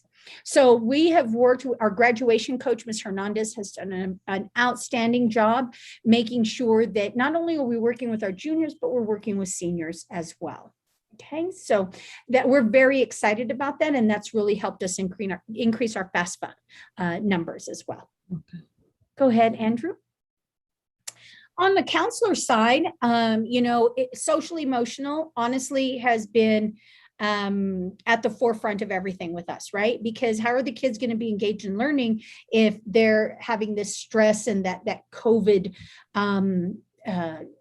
burdens that they've been carrying with them for a year? I mean, we were supposed to only go for 2 weeks, right? And a year later, we're still kind of doing the same thing here. So we've provided in their Google Classroom for our seniors educational materials such as scholarships, FAFSA admissions.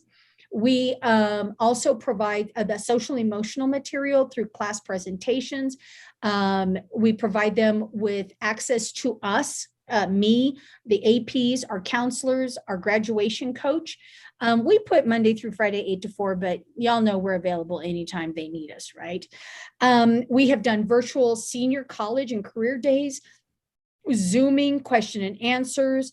On Tuesdays and Thursdays, we provide FAFSA support. And since our senior meeting, we've had a lot of parents who've reached out and said, hey, can I do a Zoom? Can I come in? And so we've been setting up those appointments to help them.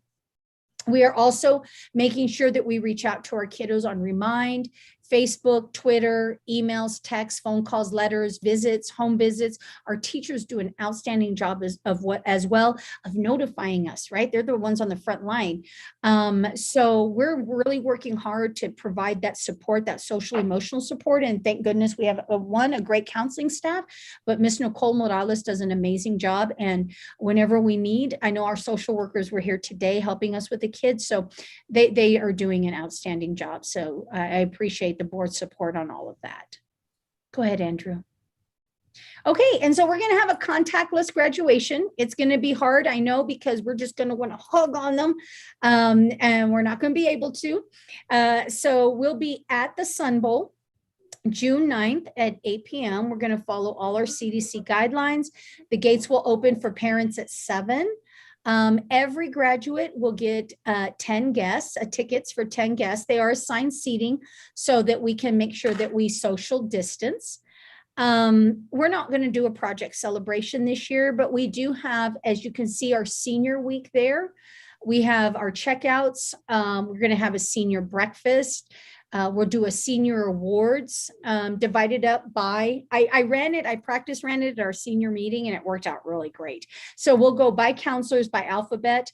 And then of course, graduation rehearsal. And on May 9th, on May 14th, I apologize, I didn't include this here. We're gonna have a senior sunset here at the campus. Parents, all did a GoFundMe and they're going to be providing a boxed dinner for the kiddos. And then Mr. Gill got us an inflatable screen. So we're going to show a movie on the football field. So if you guys want to come join us, come join us. If you want to come out that evening, we'd love to have you. Go ahead, Andrew. Might be it. That's it. Okay, fabulous. So do we have any questions or comments or any clarifications I need to make for anyone? Thank you, Ms. Clapsaddle. Board members, anybody have any questions for Ms. Clapsaddle? I do have a Ms. question. Sprout? How are you, Ms. Clapsaddle? Well, I'm doing well. Happy birthday, early birthday, Miss Trout. Yes, thank you. Thank you so much. Well, I have three questions for you. Of course, 123 kids at risk is Yes, very ma'am. important amount. But I know I just heard all the plan that you have in order to help them, and I would like to see all of them move on. Definitely. Thank you very much for all you do. I love your plans. I love everything, whatever you got expecting for them. All the expectations are great. So thank you. You said something about Saturday's mentors, right? Yes. And this is a person meetings, or this is invited as well to online as well? Yes, ma'am. We do them both ways. We always give the parent the option. We did them online, in person. We brought them in. We divided up the alphabet and gave them appointment times to come in so we could, follow all the CDC guidelines. It worked very well. We were in the main gym, one way in, one way out. Everybody wore masks. Like I said, we had 55 come in, and then the others, we did phone calls or Zoom meetings. And if we couldn't accomplish either one of those, that's when we went and did the home visits. And we did about 15 home visits. So everybody's been contacted. We have, all our calls and documents, because the last thing we want is for a parent to walk in and say, I didn't know, right? So we make sure, and we're doing this on the weekly. So the numbers are coming down. The kiddos are really responding very well. And I'm not panicked. I knew it would be higher than normal. Normally we have about 60 or 70, but with COVID, I expected it. So, but we're working very hard, and don't you worry, Miss Trout, they will be there ready to go. And two more questions. How many graduates you will have to join the military? Right now, I have 5 that I know of confirmed, because the recruiters have come in and picked up paperwork that the kids have asked for them to release to them. And but we always have more than that. It's still early. Those numbers will start rolling in towards the middle of May. But once we get a final number, I'll be sure to make sure I let you know, because I know that is an area that you're very, very interested in. Yes, so I just want to be sure that everything is very well promoted. Yeah, good. It's good. And just also, ma'am, Ms. Trout, so you know, we did bring in our juniors, and we offered them the ASVAB, and we had over 150 kiddos that came in to take that. The recruiters came in and did, and we told them, this doesn't mean you're going to the military. This is just something to start getting that conversation about what your interests are. And so, and the kids and the parents were very receptive. So we were very excited, and those are June. We'll see what happens next year, but just so you know that we also made sure to carve out that time for the ASVAB as well. Very good. Thank you so much. And the last one, you mentioned something about the boot camps. Yes. This will be face-to-face, or as well as going to be the opportunity to be virtual? Both. We are going to be offering opportunities to either be virtual or come in face-to-face. So they will have tremendous opportunities. Yes. So yes, that's because we great. want to That's make good. sure we offer them as much as we can. And that's why the boot camps, we'll bring in one small group. We're going to, I have 2 very strong teachers and my grad coach that are going to be doing the tutoring session. And then the next day they come in and test. So if there's, 25, 30, 40 that come in one day, those 40 come back and test. Then they're done. Then the next set comes in. Oh, very good. And yes, so we control the numbers. We have a big space that we're going to be able to tutor them in and boot camp them in, and then we'll test them so we can get our dual credit enrollments up as well. Wonderful. Thank you so much, and congratulations. Thank you for all you do. Thank you. Thank you, Mr. Chair. Thank you, Ms. Trout. Anybody else? Chair. Sal? Yes, Ms. Clapsaddle. Hi. I just want one question. Did we get any academy nominations or any kids put in for the academies? Yes, sir, we did. Actually, Chief Garillo's daughter is one of them that put in for the academy, and we're still waiting on that. I want to say the Air Force Academy, but I may be wrong. It may be West Point. I know she was looking at them both. So as soon as we get a confirmation on that, sir, I will let you know as well. Thank you. Thank you for everything you do. Absolutely. Thank you, Sal. Anybody else? Mr. Chair? Ms. Searles? Yes, Ms. Clapsaddle, thank you so much. It's hard enough being a high school principal, but I can't fathom the amazing obstacles you've had this year and kept everything rolling. Thank you very much for everyone in our community, I'm sure. We Thank really you, Ms. appreciate Searles. it. You Thank bet. you. Thank you. All right, anybody else? Okay, I do have a question, Ms. Clapsaddle. Yes, With sir. respect to the TSI, I know you listed under that the TSI was for seniors only, but obviously it's not, right? When do they start preparing them and getting them ready for the TSI? We actually have eighth graders that test. So our middle schools start testing early. Now, one of the things though that we've seen, Mr. Coronado, the test has changed and they've combined where it used to be reading and writing separate. Now it's together. And the requirement has grown. So that's why we're running the boot camp. And what I meant by just the seniors is right now we're focusing on seniors because we want to get them ready to be able to go right over so they don't have to take remedial classes at the either EPCC or UTEP. But so right now we've really been hitting our seniors to make sure that we're prepping them, but we've also been looking at our juniors and our sophomores because if we don't, then our program will lag and we don't want that to happen. And besides the boot camp, do you have something else that you can access to prepare them for the exam? Yeah, there's different, there's modules that they can do online, but what we did is we got a hold of some TSI specific study guides and TSI specific flashcards. And we ordered all those so we can just tutor the kids and work with them on doing that. So they have any of those three things that we can work with them and do practice questions and things online as well. Okay. And do you know what does the early college high school do anything different with respect to the TSI? I reached out to Miss Ariano for some guidance because I felt like we needed to kind of step up our game, right? I'm like, okay, the kids it's changed. Now the kids are really struggling. We need to provide them some support. So she's actually, the one that told me about the online thing.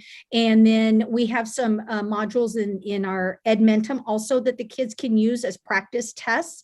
And then I went online and did the research. So I do know that Miss Ariano also provides a reading like intervention class because it's that writing reading test that's really tough on the kiddos.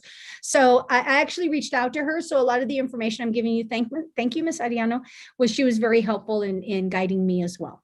Good. I'm glad that you reached out to her for that because I know that they do some other things for their preparations for the TSI. So, okay.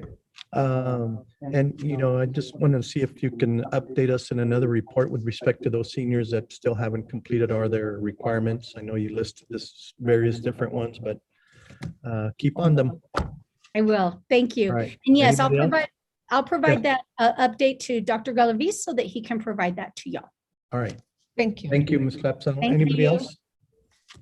All right. Thank you. Thank you all so much. Stay safe. God bless. You too. Thank you.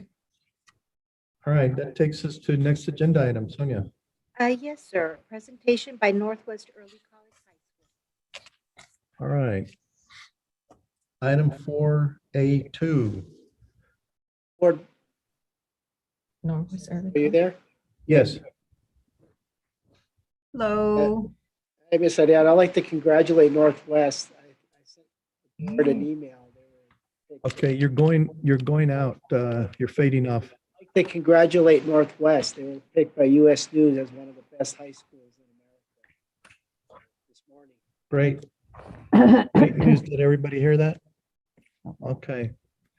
Yes. Our Early College High School again. Ms. Ariano, welcome. Great news to hear. Thank you, Board President. Hello, fellow board members, Dr. Galaviz. Yes, we went up. We were number 4 last year and we're now number 2, and we do lead the city of all the early colleges as taking that lead. So we're really proud. Good staff, good teamwork, and excellent students. So thank you. Congratulations. Thank you. Let me share my screen. Ariano, I know we were the first out of the public high school. Now we're number 2. Are we still first in public education? We are number 1 is Silva Magnet, and we're number 2. Okay. Awesome But job. yeah, we'll get number one, hopefully. Okay, let's. We're sure of it. All right. So,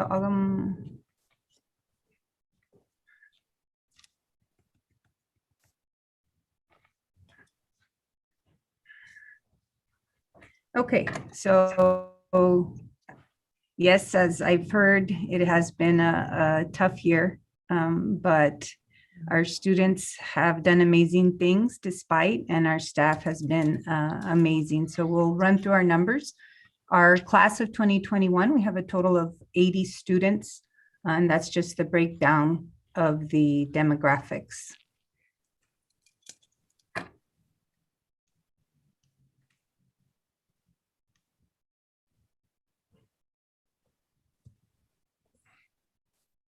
Okay. Here is some information on our ACT and PSAT performance. We were not able to test all of our students who registered due to the pandemic, and they've all already applied for colleges, so they will not be retesting. We were able to test 100% of the PSAT. The PSAT occurs in October, and so we were able to do that. And that's just some information on those scores and how we fared to the county. Wow, we're, Okay. looks like it's pretty good. Yes, sir. Here we have our early admissions. So currently we have 41 students attending UTEP right now. So half of our seniors. Wow, that's, here, if you look on this first column, that's the current data. You can see we're 100% of our students have earned at least 31 to 45 college credits.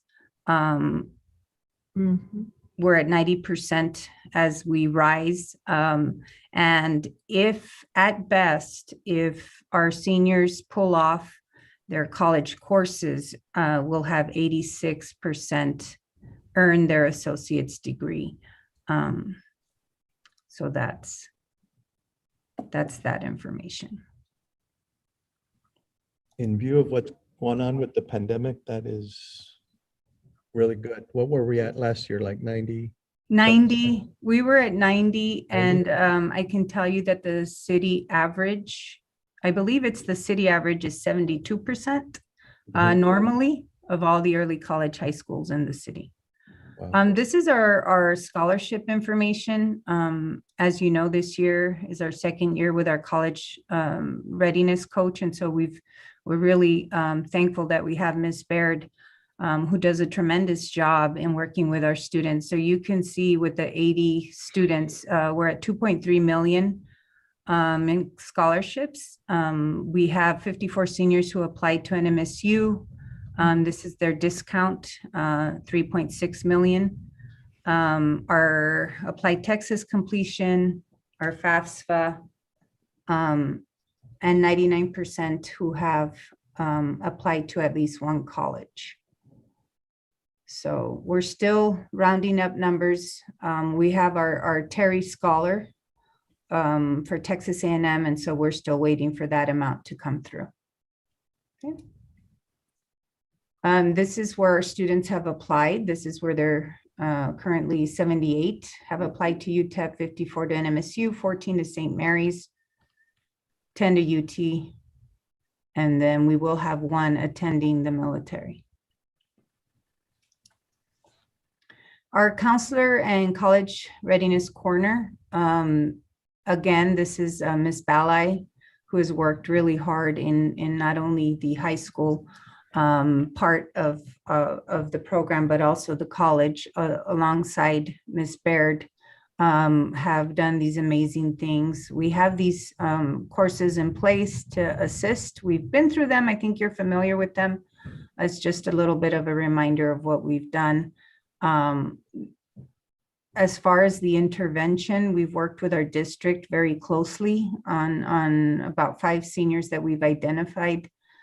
So social workers have been involved. We have referrals to our Project Vida, our on-campus mental health agency, along with Texas Tech. We've had parent meetings with our students, and we've worked with EPCC. They have provided what they call the Early Alert Program, and that is to help address the needs of students who are not doing well in their college courses to be able to intervene with monitor their progress. Ceremony details, we will be at the Sun Bowl on May 27th at 7 p.m. Much like Ms. Clapsaddle said, it will be a CDC ceremony. No, unfortunately, we won't be able to handshake or hug our graduates. They will be picking up their diplomas off of a table, much like last year. But we're just really excited that we'll be able to be all in one venue, and they'll be able to have more than the 2 guests like last year. This year, we are going to be able to Zoom in graduates that wish to participate from home. So we've worked with the RPIO and the production from UTEP. So anyone that wants to participate from home in their cap and gown, they can be called in live when their name is called. And so we're excited about that. All participating on the fields, we'll have the CDC guidelines. No heels will be allowed, just so you all know. It'll have to be flats or wedges because of the turf on the UTEP field. No purses will be allowed, only a 14 by 14 by 16, which is like a little satchel wallet. Sorry, I don't know why it's doing that. And, everyone in attendance must be in masks the entire time. Some other events, we are going to have our graduation parade. I don't know if you remember, but last year it's the last walk. They used to walk through all the feeder schools, through the elementaries and the middle school. We won't be able to walk through the schools, but we are going to be able to do a drive-by. So our school buses will take our seniors, and all principals have agreed to have their students on the outside of the campus, and will wave, get down, and just kind of do their last salute, their last wave goodbye. We will have senior awards as a drive-by through our circle, and then graduation rehearsal, senior checkout, and EPCC graduation will have a virtual ceremony on the 22nd. And that's all for Northwest. I don't know if you all have any questions. Board, any questions for Ms. Arellano? No? I do. Congratulations on, it's a difficult year, Ms. Arellano, but I was glad to see the numbers on your graduation with for 86% to drop only 4% during this year. That is quite an accomplishment. So, kudos to you and your staff for the work that you've done. I know it's taken extra this year for you to do. I just got a small question, Mr. Chair. Ms. Trout. Miss Arellano, where are you? She's Okay, right. Congratulations, Miss Arellano. I saw that you guys are great in second place. Wow, I'm so proud. What can I tell you? Miss Arellano, I would like to know, again, because it was very fast, the first slide, I can recall right now, how many at-risk students we have for graduate? They're all going to graduate high school. 100% will graduate high school. We have 5 that we've been working with a lot closer than others. But they will definitely. Well, I mean, they still have to do their part, but they're enrolled in what they need to be enrolled, and are progressing well. And the proper guidance. I know, Yes. perfect. Yes, Them ma'am. are in the good high school as well. So military, you only have 1, right? It's because we're not promoting well, we're not promoting good, they're not interested. What's going on? I'm not, I don't know if Miss Baird can answer that, our college career readiness. We do talk about the military, but I think with the associate's degree as the mission, many of our students are already enrolled in college and have received the free tuition. But let me see, Andy, can you bring in Miss Baird? Can I Please? add on that? Just Yes. Just, Mr. Rodriguez? and I think Mr. Bayan would probably know a little bit more, but these are probably some of the students that we could look at in regards to some of the military academies and seeing if there's an interest in there. I don't know how it works. I know there's a prep program, but because of their academia, they might not have to. So it might be something to look at in regards to some of those students that are coming out of Natchez. Mr. Chair? Ms. Searles? Yes, Ms. Ariano, congratulations. You've done an amazing job. Your numbers are fabulous. Your exams, the scores are wonderful. I thank you. Our whole community, I know, feels the same way. You've got tomorrow's future in your hands, and you're giving them a great road to start out on. Thank you very much. Thank you, Ms. Rose. You bet. We sure appreciate you. And it's great. And last question that I have for you. The juniors are performing right now the TSI. Ms. Arellano? Most of our juniors have completed the TSI. We have still the math that we're working on. But as far as the reading, they're on track. Oh, okay. Well, thank you all. Just military, let's see what happened. How can we help you? Let us know. And congratulations again. I mean, we are so proud of you. So proud of early college. What can I say? Thank you. Thank you so much. All right. Thank you, Mr. Chair. Thank you, Ms. Trout. Anybody else? Thank Board, you, I'd Ms. like- Arellano. I'd like to Dr. make one Galaviz? comment. Yes, Yes, sir. this Saturday, we're going to be working with Providence at Trans Mountain to vaccinate our graduates and parents. So Okay. they're going to be sending us a link. And for those Do that, they need to register beforehand? yes, so they're sending me a link today, and then we're going to be, the clinic or the drive-through will be on Saturday morning, either 9 to 11 or 10 to 12. Okay. And then, so that's what, so at least when they walk past the stage, they'll all be fully vaccinated, for those who choose to. Okay. All right. Mr. Chair. Good to know. Mr. Bayan? Yes, I just wanted to hear the comments as Barrett was going to make. Oh, just to address the military issue, I echo what Ms. Ariano said. I believe our students think because they have their associate's degree, their priority is to continue on and get their bachelor's degree. We do promote the military when it's available. We brought in some recruiters last year for our parent-teacher conferences. We'll continue to do that back when we are in person. It's been a challenge this year, as we all know. But yes, we do take the military service very seriously, and we will continue to promote it in the future, a little bit more hands-on as we get back to a normal schedule. But thank you for your question, Ms. Trout. Thank you. You know, Mr. Chair, one of the things, Ms. Ariano, thank you also for your work that you do and everything. But I just want to, and people say, well, why are you pushing the military academy so much? And again, I want to emphasize that's a tremendous career for a student to graduate from an academy. Yes. Their lives are set for the rest of their lives. But I want to emphasize, Mando just mentioned something about the prep school. If a child or a student doesn't qualify for a full academy nomination appointment, they can apply for the prep school, and gives them a 1-year introductory to the academy style, and they can move on to the full appointment when they complete that prep school.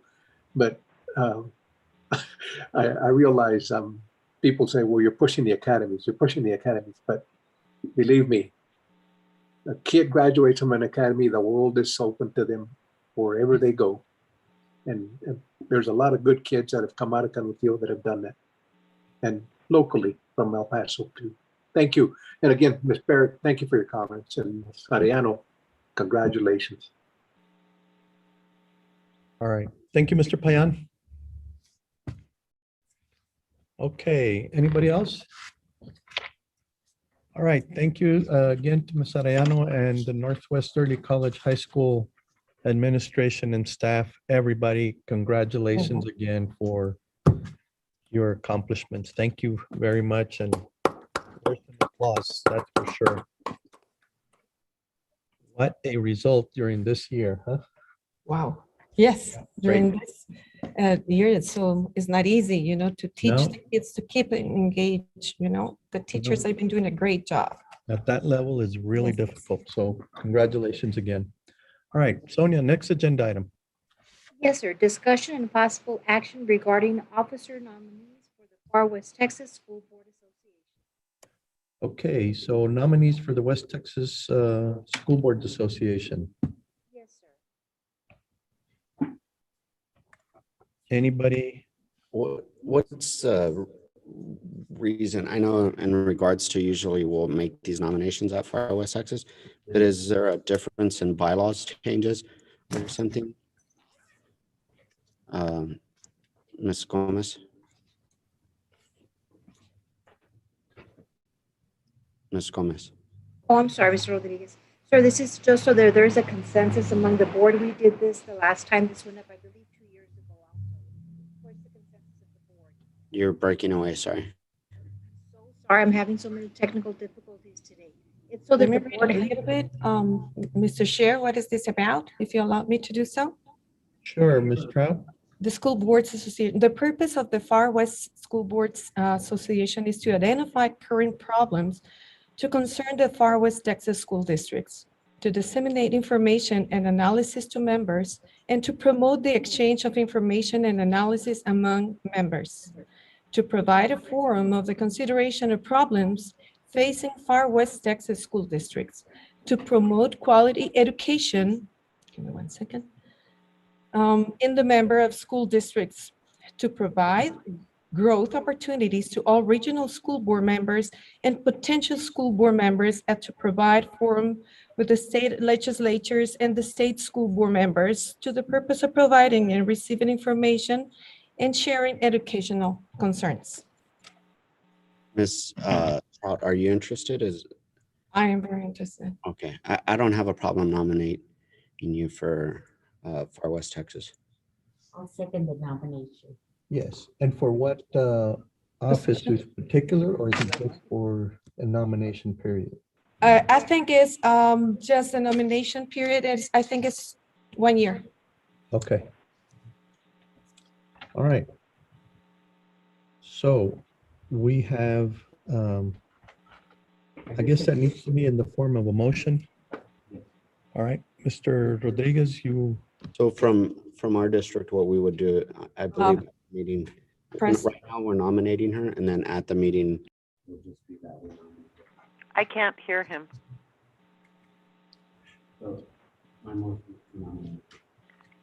Mr. Chair, I can't hear Mr. Rodriguez at all. My motion is to nominate. But what was your backup? Say what you said leading up to it, please. So it's just coming from the board that we're nominating Ms. Trout. I believe there would be a different nomination, and at the meeting, that would be coming from our board to nominate Ms. Trout. And what position are we nominating her for? It would be for any of the positions that would be available for open. Okay. I think this is just a nomination from each of the districts that the district does nominate them for the positions, and then they'll consider them at the Far West Texas board meeting. Correct. Okay. Good. Okay. All right, so we have a motion and we have a second from Ms. Mendoza. Do we, at this point, any further nominations? Hearing none, poll the board. Sonia? Yes, sir. Mr. Coronado, Yes. Mr. Hernandez, Yes. Mrs. Mendoza, Yes. Mr. Payan, Yes. Mr. Rodriguez, Yes. Mrs. Searles, Yes. and Mrs. Trout. Yes. All right. Congratulations, Ms. Trot. We Thank wish you well at Thank you the so much. Far West Texas School Board meeting. Appreciate When board. will the I'll next do the best. Far West meeting be, Mr. Chair? You know, I don't know when that will be at May the 19th? May the 19th? Yes, All sir. right, that's coming up pretty quick, so. Okay. Could you send us notification, please, Miss Sonia? I surely will, Ms. Earls. Thank you. And I take it that meeting is going to be virtual, right? Yes, it's gonna be Okay. virtual. Right. Huh? Okay, Thank you. Thank you, board. I appreciate your trust. Good Later luck. on. Appreciate that. good luck, Blanca. Thank you, sir. All right, next agenda item. Yes, sir. 4C, discussion and possible action regarding the creation of a committee to determine a bond referendum. Dr. Galaviz. Board, what I'd like to do is convene a committee to look at some data points in the interest of I growth. can't hear him, Mr. Chair. Yeah, we're having trouble hearing you kind of go out. I don't know why we're having some of these difficulties, technical issues, so. Go ahead, Dr. Galaviz. What I'd like to do is convene a committee to look at some data points. As you know, we went through a facility master plan. We keep talking about a bond in November. You're still going in and out. Yeah, I Dr. don't hear anything.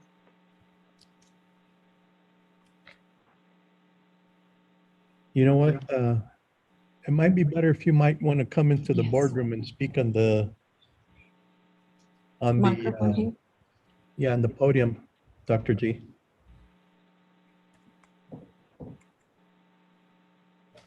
Yeah, probably. We're having issue. He and Sonia seem to fade out. Sonia too? Yeah, Sonia. Mm.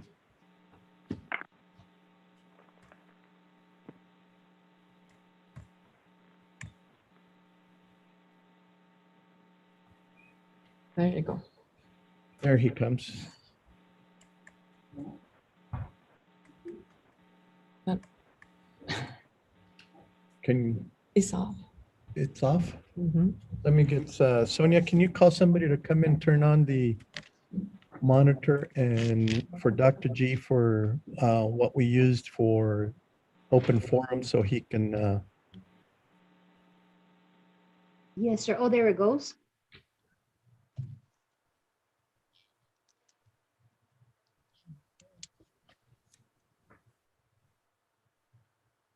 And when technology can come here? He's already on, Ms. Trout. Oh, okay.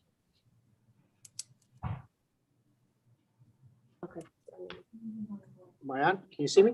yes, We can see there we everything. go. Board, what I'd like to do is convene a committee to, as you know, we've gone through a facility master plan. And I think in March, we had a special board meeting looking at through some data points regarding growth, regarding safety, health, technology, looking at upgrades. As you can see, there's 17 members that have volunteered that want to be on this committee. I like to bring them together, look at data points, and then for them to present to you whether we should go for a bond or not. So Okay. Are you going to be fixing a number on the committee, or is it that open, or is it just 17, or are you going to seek more? well, right now we have 17, and as we go, it's going to be okay. I just want to bring a committee together of the community and then report back to the board in July on the data that they saw. And that way we can give you a very clear and defined decision. All right. Do you need a motion for that, Dr. Galaviz? Yes. Can I make have a motion? question, I would like Mr. to make a Chair. motion for the creation of the committee. Okay, we have a motion before the board. Do we have here a second? I have a question still, Mr. Chair. Yes, Ms. Earls, I'll get to you in just a second. I'll Okay. second that motion. All right, we have a motion and a second before the board. It is a main motion to basically create a committee to determine a bond referendum. So at this time, then I will open up the motion for discussion. Ms. Earls. Yes, sir. My question is just, This is not CBAC, correct? We don't have a bond, so they're not going to look over No. the bond. This is just to determine, so to speak, the parameters and a timeline for the bond? Yes. That is their charge. Okay, thank you, sir. All right. That's all.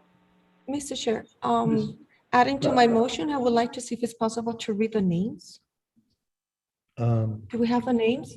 Do you want me? There's an attachment on board book with names. I'm in the computer and I don't have the board book on print, and I would like to mention the names. Do you want me to say their names? Please, Dr. Galavis, if you can say We it. have Yvette Muller, Bernardo Varela, Amber Whitley, Julie Scott, Adriana Villalba, Kendra Smith, Bernardo Varela, Julie, that's two, Sonia Miller, Gloria Garcia, Julian Mora, Nydia Avila, Jesus Ramos, Tammy Avant, John Joyner, Dr. Alexis Rossi, and Maggie Escarrega. Thank you so much. Thank you. Now the motion is complete. All right.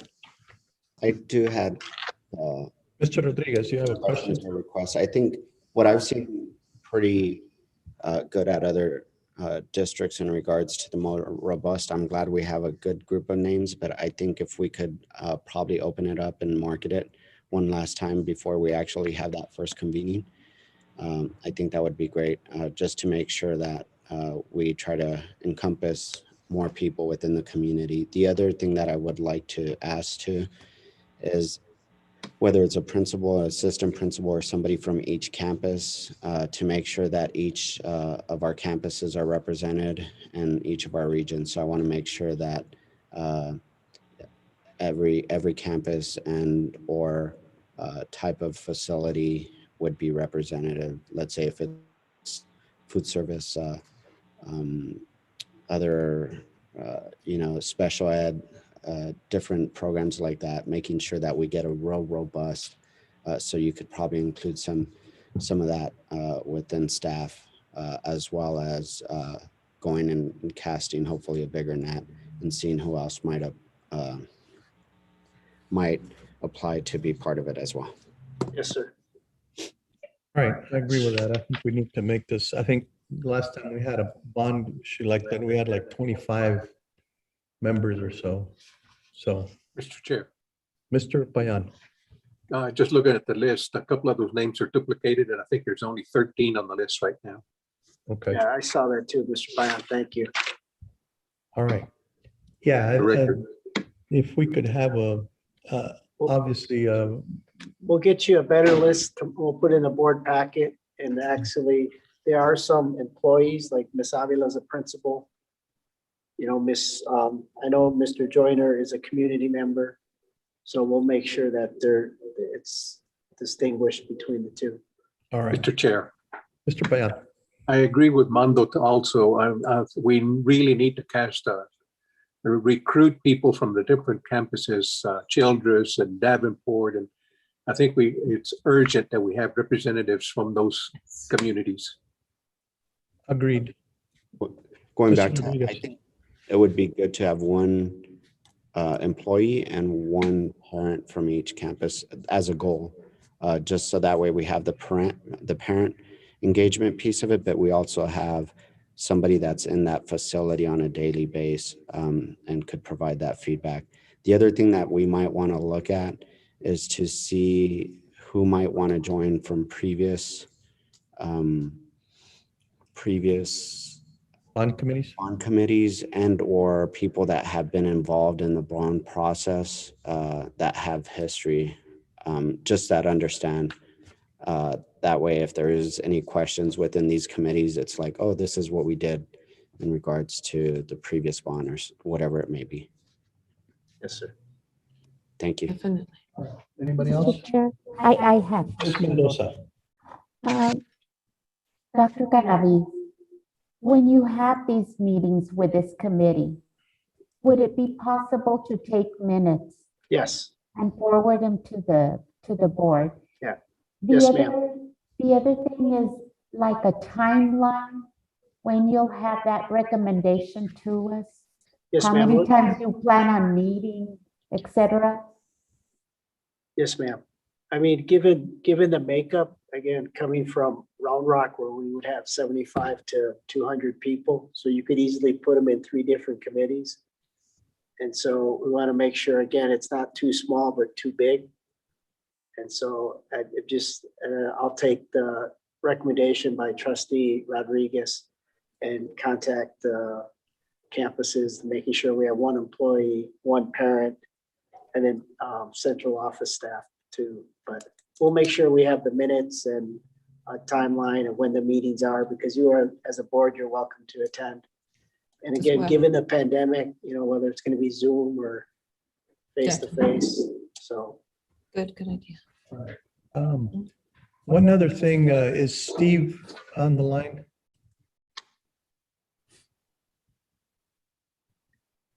Yes. Steve? I'm here. Yes. Steve, what is the deadline for calling of an election for November? We got August 16th. August 16th? Yes, sir.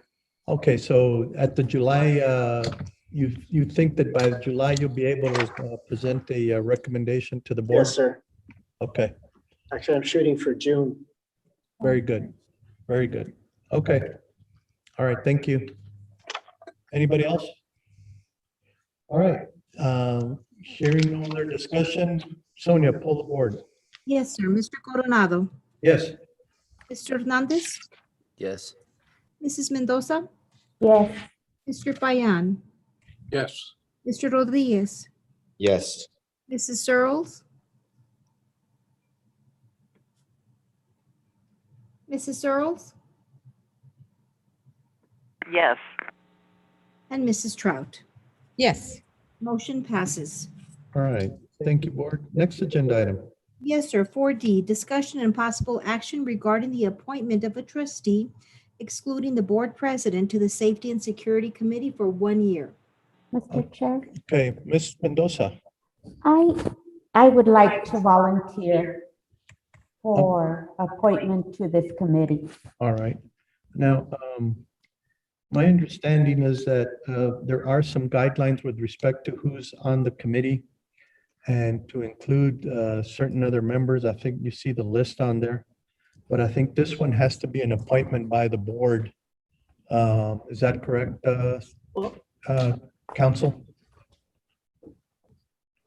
Yes, the statute is read so that the board has to fill the committee, so there should be a nomination and an appointment. With a I motion. move to approve Ms. Mendoza And I as second the Safety and Security Trustee for 1 year to And the I Committee second for the motion. Safety and Security. All right, we do have a motion before the board and a second. Any further discussion on the item? All right. Mr. Rodriguez. I do have a question. Dr. Galavis, there was a Safety and Security Committee meeting last Wednesday. Is this what the makeup was supposed to look like? No, what we have been having are community meetings, not a safety security committee meeting. This committee meeting is very specific. The board president, myself, person of the emergency management, a police officer. So we should know the name of the emergency management person who's going to serve on this committee, which we have not been following. As you all have been receiving open invitations, but there hasn't been a formal invitation to our board president to say, hey, we need you here. And So this should have happened 2 years, 3 years ago. this should have been, yes, this should have happened. And so right now, given that's part of the, one of the findings from the audit that I just decided to get ahead of is to bring this forward. And that way it's not by chance that a board member's there, but Ms. Mendoza knows that this is her duty and obligation to go to this committee meeting and then report back to the board or the community. Okay. Mr. Chair? Ms. Searles. Yes, will there be minutes taken at these meetings? Yes. And There's- given Yes, to the ma'am. board? Agendas with sign-in signatures and minutes. Okay. Thank you, sir. All right, thank you. Mr. Anybody else? I just want to, Mr. Rodriguez. going back to, thank you, Dr. Galavis, for bringing this forward. I just want to make sure that we're not miscommunicating out to the community. And I'm going to say this personally, and I've asked legal for guidance just to make sure, because there's so much miscommunication internally, externally, and internally to external. And so I think it's important that for my role as a board member is to make sure that we do what's in the best interest of the district.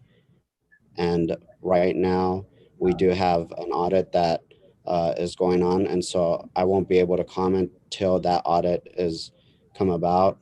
But it's all for the betterment of the district and for the betterment of how we serve our kids. And so once that comes about, there's, you know, we've seen certain clips stating certain stuff, whether it's defund the police or that we're going to eliminate the police department, and that discussion has not taken place, and it will not till we actually have those findings.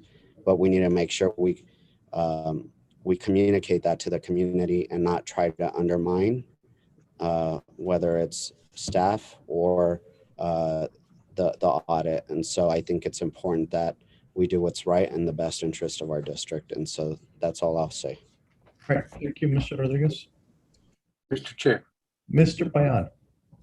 I agree with Mando, you know, I think we need to, I don't know if we can do this or just put out a word that we have not even discussed the issue of defunding or disbanding the police department in the school. I mean, I don't recall having discussed that at all. So I think the school needs to put out a statement to that effect.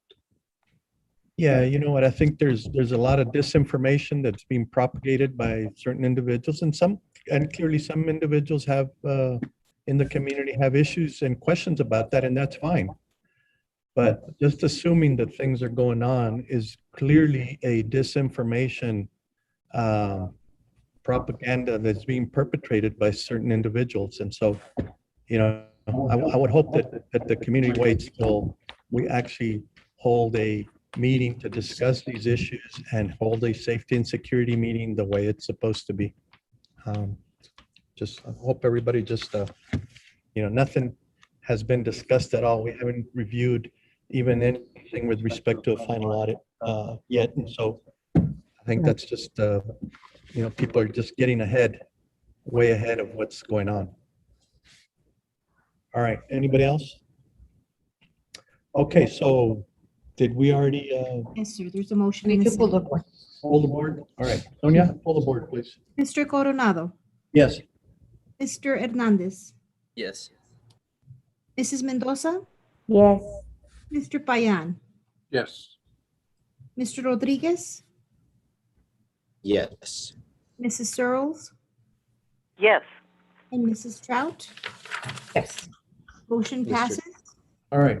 I just have one question in regards to Rodriguez. council. This is by statute, right? We would not have to look at policy changing or anything. This is actual state statute. This is a statute, this is a law. Yeah, it's a So statute. we don't need to look at any policy changes. It's just, this is, For this committee, for this agenda item? no, just for this, the committee. No, the committee, no policy. This Okay. is the statute. Okay, thank you. That's it. Okay, next agenda item. Yes, sir. Item number 4E, discussion and possible action regarding upcoming conferences and trainings. All right. We have, do I see right that we have the LSG, May 21st, 22nd still on for face-to-face LSG, right? Yes. The LSG is part of when Miss Haloma and Mr. AJ were here. Right. Part of TEA was saying that they have to, or they're going to come back and do a 3-hour, I want to say webinar or seminar with the board to go over the what they found, because they still haven't given us any feedback from that first meeting. Right. Yeah, they were supposed to synthesize, or rather do a synthesis of what we were discussing at that meeting, right? Okay. All right. This is Saturday, Mr. Chair, May the 21st and the 22nd. We have a training in Region 19, correct? Yes, ma'am. Face to face, Dr. Galavis? It'll be face to face, So is this gonna be Friday and Saturday Friday and Saturday. from, I want to say 8:30 to 4. Am I correct, Sonia? It's actually a little bit later, Dr. G. It's gonna go to 5. so 9 to 5 or? I thought it was I thought last time we showed up, it was like 2 years ago or 3 years ago, it was probably, It was I all think we day. started at 8 or 8:30, didn't we? Yeah, 8:30 to 4. The 8:30. LSG. It might be 9 to 5 this time. Or, We'll see. but better be on time, 8:30. Okay, we Thank will you. find out and get that information to the board with the actual time that it starts. It's actually out on your calendars and it's gonna be from 8:30 to 5:30. I believe he's gonna. To 5:30. To 5:30. And it's on your calendars. So we need to have lunch over there, I guess. Yes, ma'am. Okay. And there'll be the safety protocols. You will be separated with masks. Safety Okay. protocols for everyone and everything, Dr. Galavis? Yes, ma'am. Appreciate Any that. early risers, we can go have breakfast, so. Yes. Okay. Are you buying? Huh? Are you buying, sir? Yes, Mr. Henry said he gave me the credit card. Well, good. Thank you. Yeah, being there at 8:30, we have to, I think they do provide breakfast. And Yeah, but sometimes that, we'll have a good breakfast before. all right. Okay, Sometimes just coffee and danishes, right. Okay. what the El Paso Electric serves. Okay. Mr. Chair, Yes. I do have a question. We're supposed to have 100% attendance. I've actually changed some of my itinerary and I've shown Dr. Galavis where, I don't know if y'all are familiar, but TASB is actually looking for a new executive director. And so I had meetings that I've had to move through others. I just want to make sure there's 100% attendance because it's part of our corrective action plan. And I've taken this course 2 to 3 times, I believe. And so I want to make sure there's 100% attendance. So if we could get that confirmed by the board, that's in attendance at today's meeting. Right. So, And Mr. we're gonna Chair. address that in the next. We've got another item on that right after this. Oh, okay. So my question is, Tristan, are you going to attend? Oh, for this training? The May 21st, 22nd. Yes. Mr. Rodriguez, Yes. Miss Patsy, Yes, ma'am. Mr. Coronado, Yes, ma'am. Mrs. Searles? I don't intend to, no. I'm sorry, I couldn't hear you.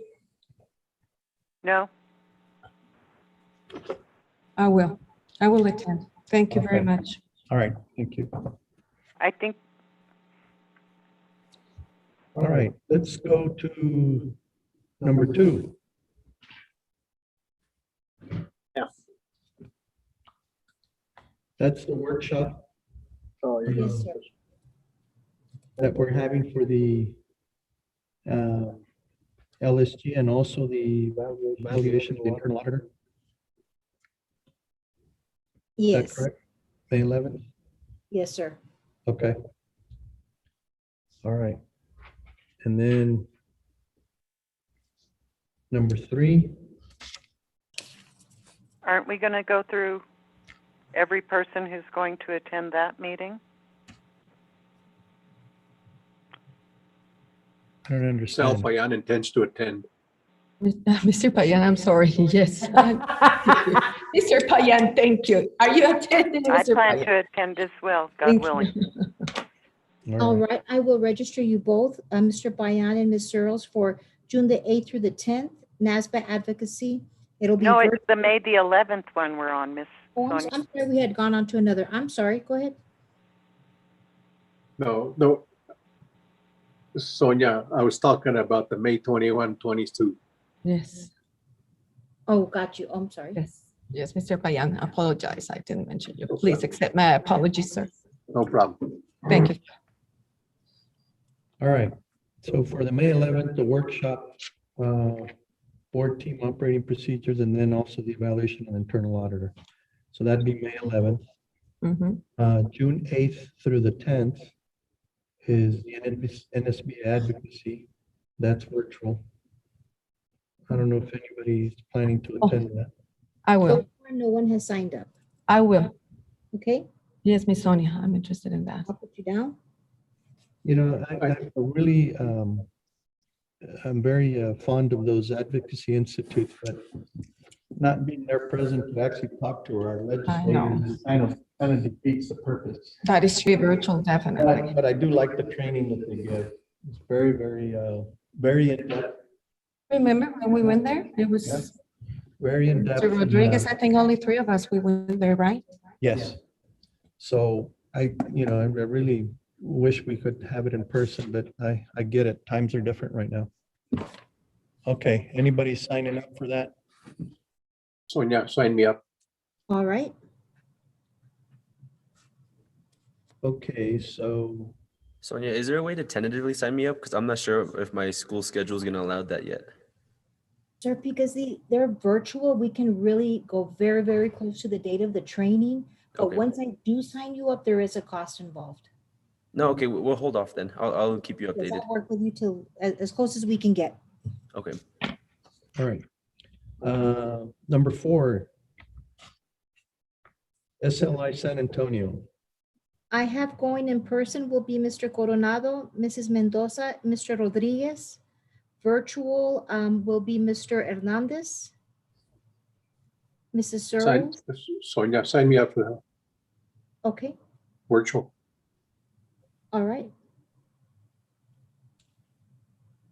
Yeah, those on this particular one is really geared, the Summer Leadership Institute in San Antonio is really, they have a lot of great trainings for especially new board members and to complete your requirements. So I would highly urge some of you that including us 4 that were elected, even though we're not new, but there are some of those for newly elected board members that we need to complete. And this is a good place to get them. Definitely. I'll be out of town. Yeah. Unfortunately, I won't be able to, but I've been taking this trainings. It's excellent. It is. It's very good. Okay. Next one. Sir, can we skip the 2020 Coastal Post Legislative? I don't believe that's going to be happening, and go to NASBA Equity. Okay. And for that one, there's a tentative hold on this date. And then the next one that is confirmed is MASBA, and I have Mr. Coronado, Mr. Rodriguez, and Ms. Mendoza, and that will be face-to-face in San Antonio. And that's in September, Yes, sir, September 9th through the 12th. the MASBA. Yes, sir. Okay, that they're confirmed already? Yes, they're good to go. Okay. Sonia, Yes, Sonia, I'll have to cancel. We've had a family reunion happening at the same time. okay, no problem. And I would like to attend. Sonia, can you Okay. please put me in? I MASBA? surely can. Thank you, ma'am. Yes, ma'am. And who did you say you have going on the MASBA? I have Mr. Coronado, Mr. Rodriguez, and now Mrs. Trout. So 3. Okay. All right. And then next one. Cube, and that is it's going to be face-to-face in Atlanta, Georgia. And I don't have anyone yet. Okay. That'll be in a new fiscal year also, of course. I do believe, so Mr. Chair, if I might, on a lot of these, I've talked to Sonia, just coordinate with TASB staff. As the good thing about being a TASB officer now, the majority of these trips, depending, will be covered by TASB, the Texas Association of School Boards. So I believe I'll probably be attending CUBE in Atlanta, MASBA for sure, the Summer Leadership Institute in San Antonio. Yes, sir.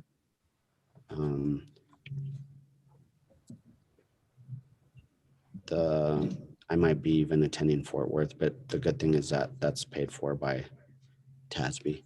Yes, sir. I'll coordinate with your people there. Right. And Sonia, on September 24th to the 26th, that's the TASA TASB convention that we didn't have last year. Have they confirmed whether that's going to be in person or not? So right now on their website, they have to be determined. Okay.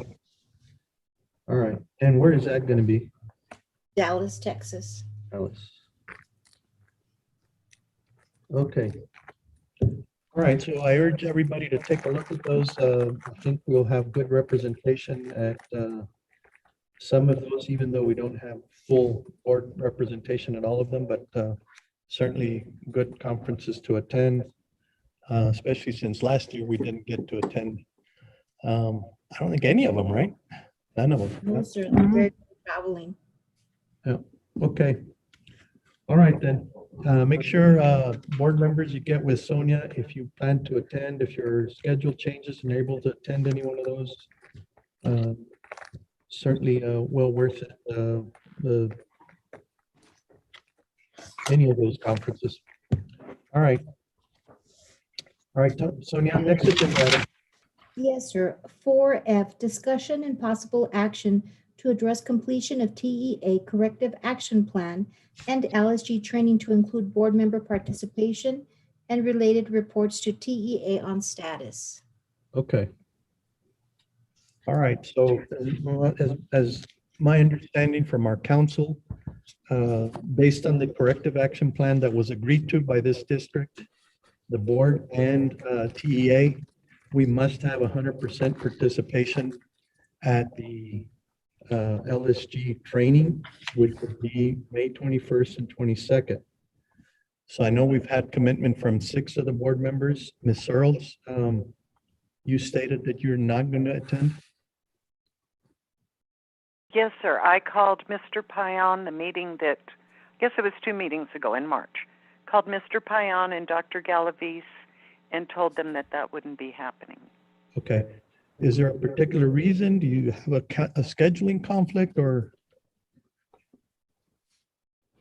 No, sir. Okay, because that is something that we discussed.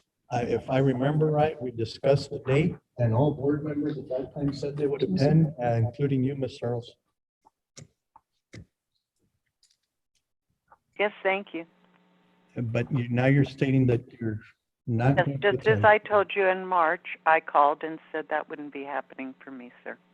Okay, well, that presents us with a problem because then that subjects the board without participation. That would not be compliance with the, I believe Dr. Cottrill will be in touch with me on that one. well, I'm just telling you that this subjects the Canutillo School Board and the district to possible action against the district. And so I just, you know, this is 100% compliance that is required under our agreement with TEA.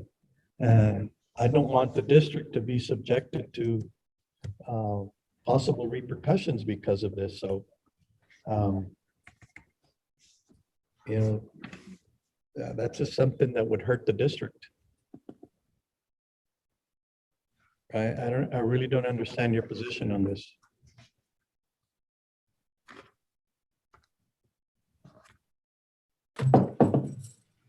Okay. Ms. Searles, did you hear me? I did hear you. Okay. I have no comment to make. Thank you. Okay. Well, I guess the board will have to then, I'm going to request counseling with both superintendent and legal counsel and the board officers to see what the positions of possible action that the board may take with respect to board member noncompliance with an agreement that the board has made with TEA on the corrective action plan. So I believe we have a March 29th letter included in our packet. well, I understand what that letter says, but that still doesn't provide assurances from TEA, that nothing is going to happen. And so I really don't like to gamble on things like that, that it's going to be taken into account. That doesn't tell me anything.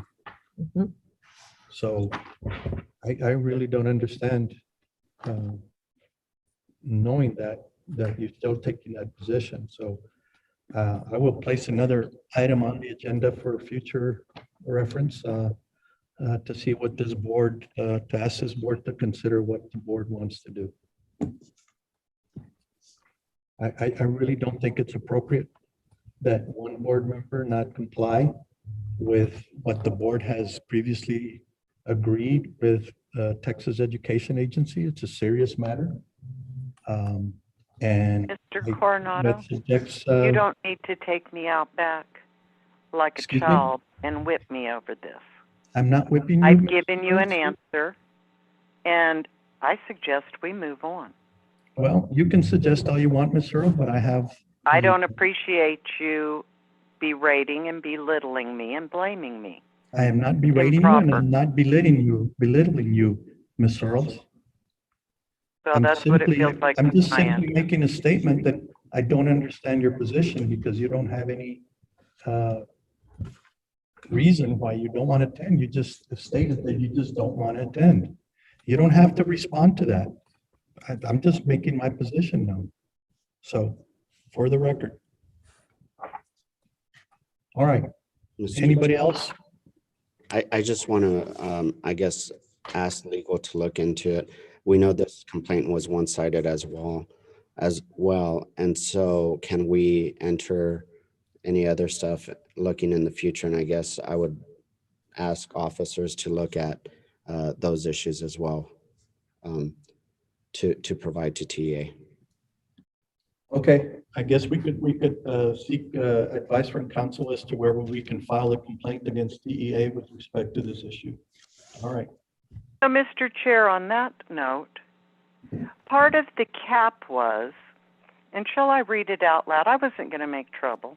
I don't want to call you all out on the carpet like you're doing to me. Part of the cap was the makeup and the behavior of the board was to have changed. Up until maybe this meeting, that hadn't happened. And I have been bullied and harassed repeatedly over the time period between when this cap was given and back to probably up till the last meeting. And the only reason I would suggest that the treatment towards me gets any better is if I don't say anything. We've got probably a meeting from 4 meetings ago where our public was calling in, texting in, doing all kinds of communication of how poorly I was being treated. They were appalled at the treatment. That was part of the cap too. So I don't appreciate you all once again. Now you want to gang up and say it's going to be legal against me, because that's what you're saying. I haven't played that card with each of you to say that I would like legal to look into why are you mistreating me at these different board meetings? Why is my opinion less valuable than other people? And I could keep going on and on. Why is the agricultural building still not up and running for our children? It might have been in the past month, but before that it wasn't. 3 years, our children have been robbed of an educational opportunity. So that is due not to on board the members. agenda You item? want to hear, you don't want to hear my It's not side. in the agenda. No, I And don't want to hear about the issues related to the ag No, building. This is no, about it's the cap. corrective action plan. Nothing got better. Nothing got better Well, in this on this Ms. board Wells, towards me, except for I was disagree with very you. quiet. Nobody is belittling you. Nobody is bullying you. We just simply asked a question as to why you didn't want to attend when we had previously as a board agreed that we were all attend and we could face consequences. Simple as that. Well, So your I'm position is trying to known. be very, very gracious and not lay the cards out on the table, but there are cards that are on the table. And now that Mr. Rodriguez is speaking, well, we'll take legal action against her. No. There you go. You're putting tinder on the fire again. That's just really wrong. And if I have reasons, maybe I don't want to publicly tell them.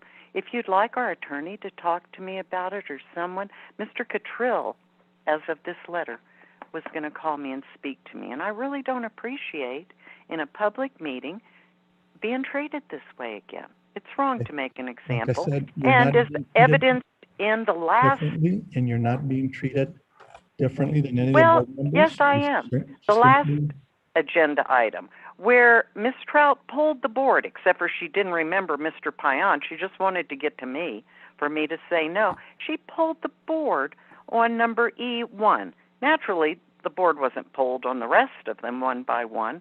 It's unfair treatment. It's unequal treatment. And that's wrong. Thank you, sir. All right, you've stated your position, and so has the board. Mr. Chair, Mr. Rodriguez. I just want to clarify. I mean, it's always when we want to ask a question in a professional manner, and yet we're belittling where all this that she submitted to TEA, and yet when she and what she did, it's not seen. And so I think it's important. We all have lives. We all have other commitments. But yes, we're committed. We voted to attend to this. This wasn't my complaint. This was Ms. Searle's complaint and Ms. Brigham's complaint. We're taking 2 full days out of our schedule to attend this for the betterment of the district required by TEA. And yet, where's the accountability? And where's the other side of this story? And that's what I'm concerned about. And it's not belittle, there's a concern that it's a one-sided story here. There was a lot more issues, a lot of public documentation. I have it right here. Look, tons of it right here. And I think All right, it's we're important getting for off us. track of the agenda. Yeah, we're totally off track. None of this is on the When it's agenda. Ms. Earls, Ms. Earls. It's convenient to her. Mr. Rodriguez has the board. Mr. Rodriguez, that is outside the agenda item. But I just want to say, going to this TA corrective action plan, there's one side that was sent to TA, and there's 2 sides to that story, and I believe that should be sent to TA as well. All right. Okay, we will move on to the next agenda item. Sonia? Consent agenda. Administration recommends approval as presented. I move the consent agenda is presented. I'll second. All right, we have a motion and second before the board to approve the consent agenda item as listed. Sonia, please pull the board. Yes, sir. Mr. Coronado, Yes. Mr. Hernandez, Yes. Mrs. Mendoza, Yes. Mr. Payan, Yes. Mr. Rodriguez, Yes. Mrs. Solis, Yes. and Mrs. Trout. Yes. Motion passes. All right. That takes us to the next agenda item. Yes, sir. Item number 6, executive session, and the time is 5:49. Okay. We will then convene into executive session if you'll read the pertinent parts of the education code, please. Yes, sir. Discussion regarding recommendation of administration to propose termination of the continuing contract of SV, a teacher at Canutillo High School for good cause. Discussion regarding recommendation of administration to propose non-renewal of the term contract of CRA teacher at DAEP. 6B, discussion with legal counsel regarding status and possible settlement of El Arevalo versus Canutillo ISD. Thank you, trustees. All right, thank you. And that would be under, did you mention the boards, the code sections? I'm sorry, sir. Section 551.071, 551.072, and 551.074. All right. At this point then, the board will convene into executive session at this time, board members. Thank you, Mr. Chair.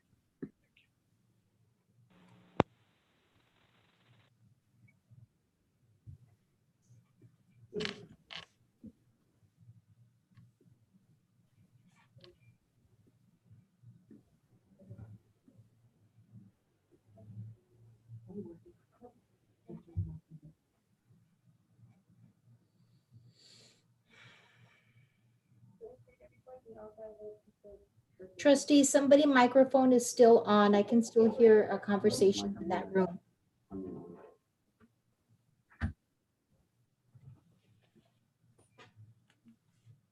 Thank you.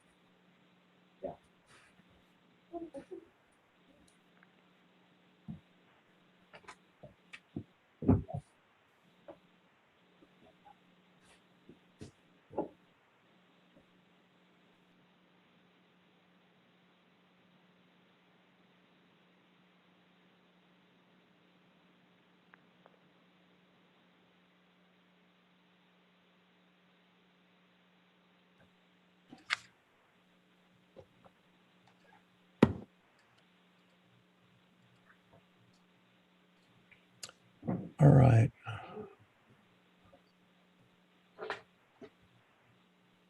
Okay, are we back on, everybody? Yes, sir. Ms. Searles, I hear you. Yes, I'm here. Okay, Sal, I see Sal. I see Patsy, Tristan.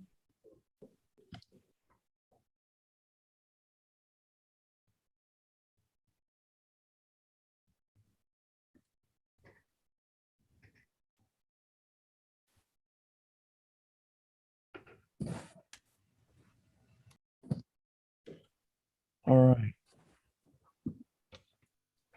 Blanca, I see Blanca signed on. Mando, we just need Mando.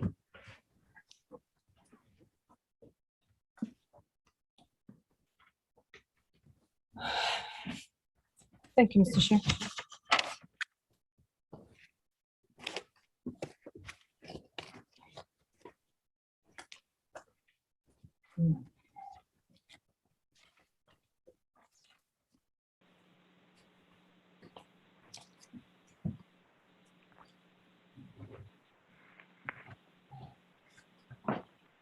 Steve, are you on?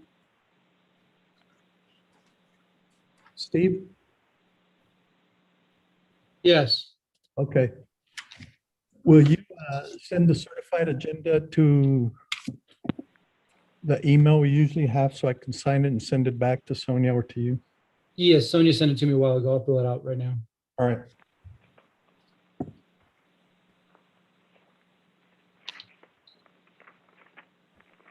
All right, Mando, are you on?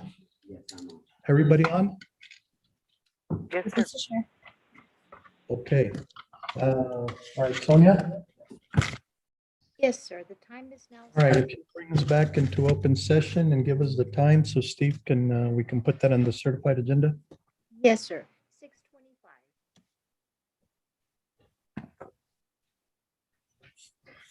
Item 7, new business.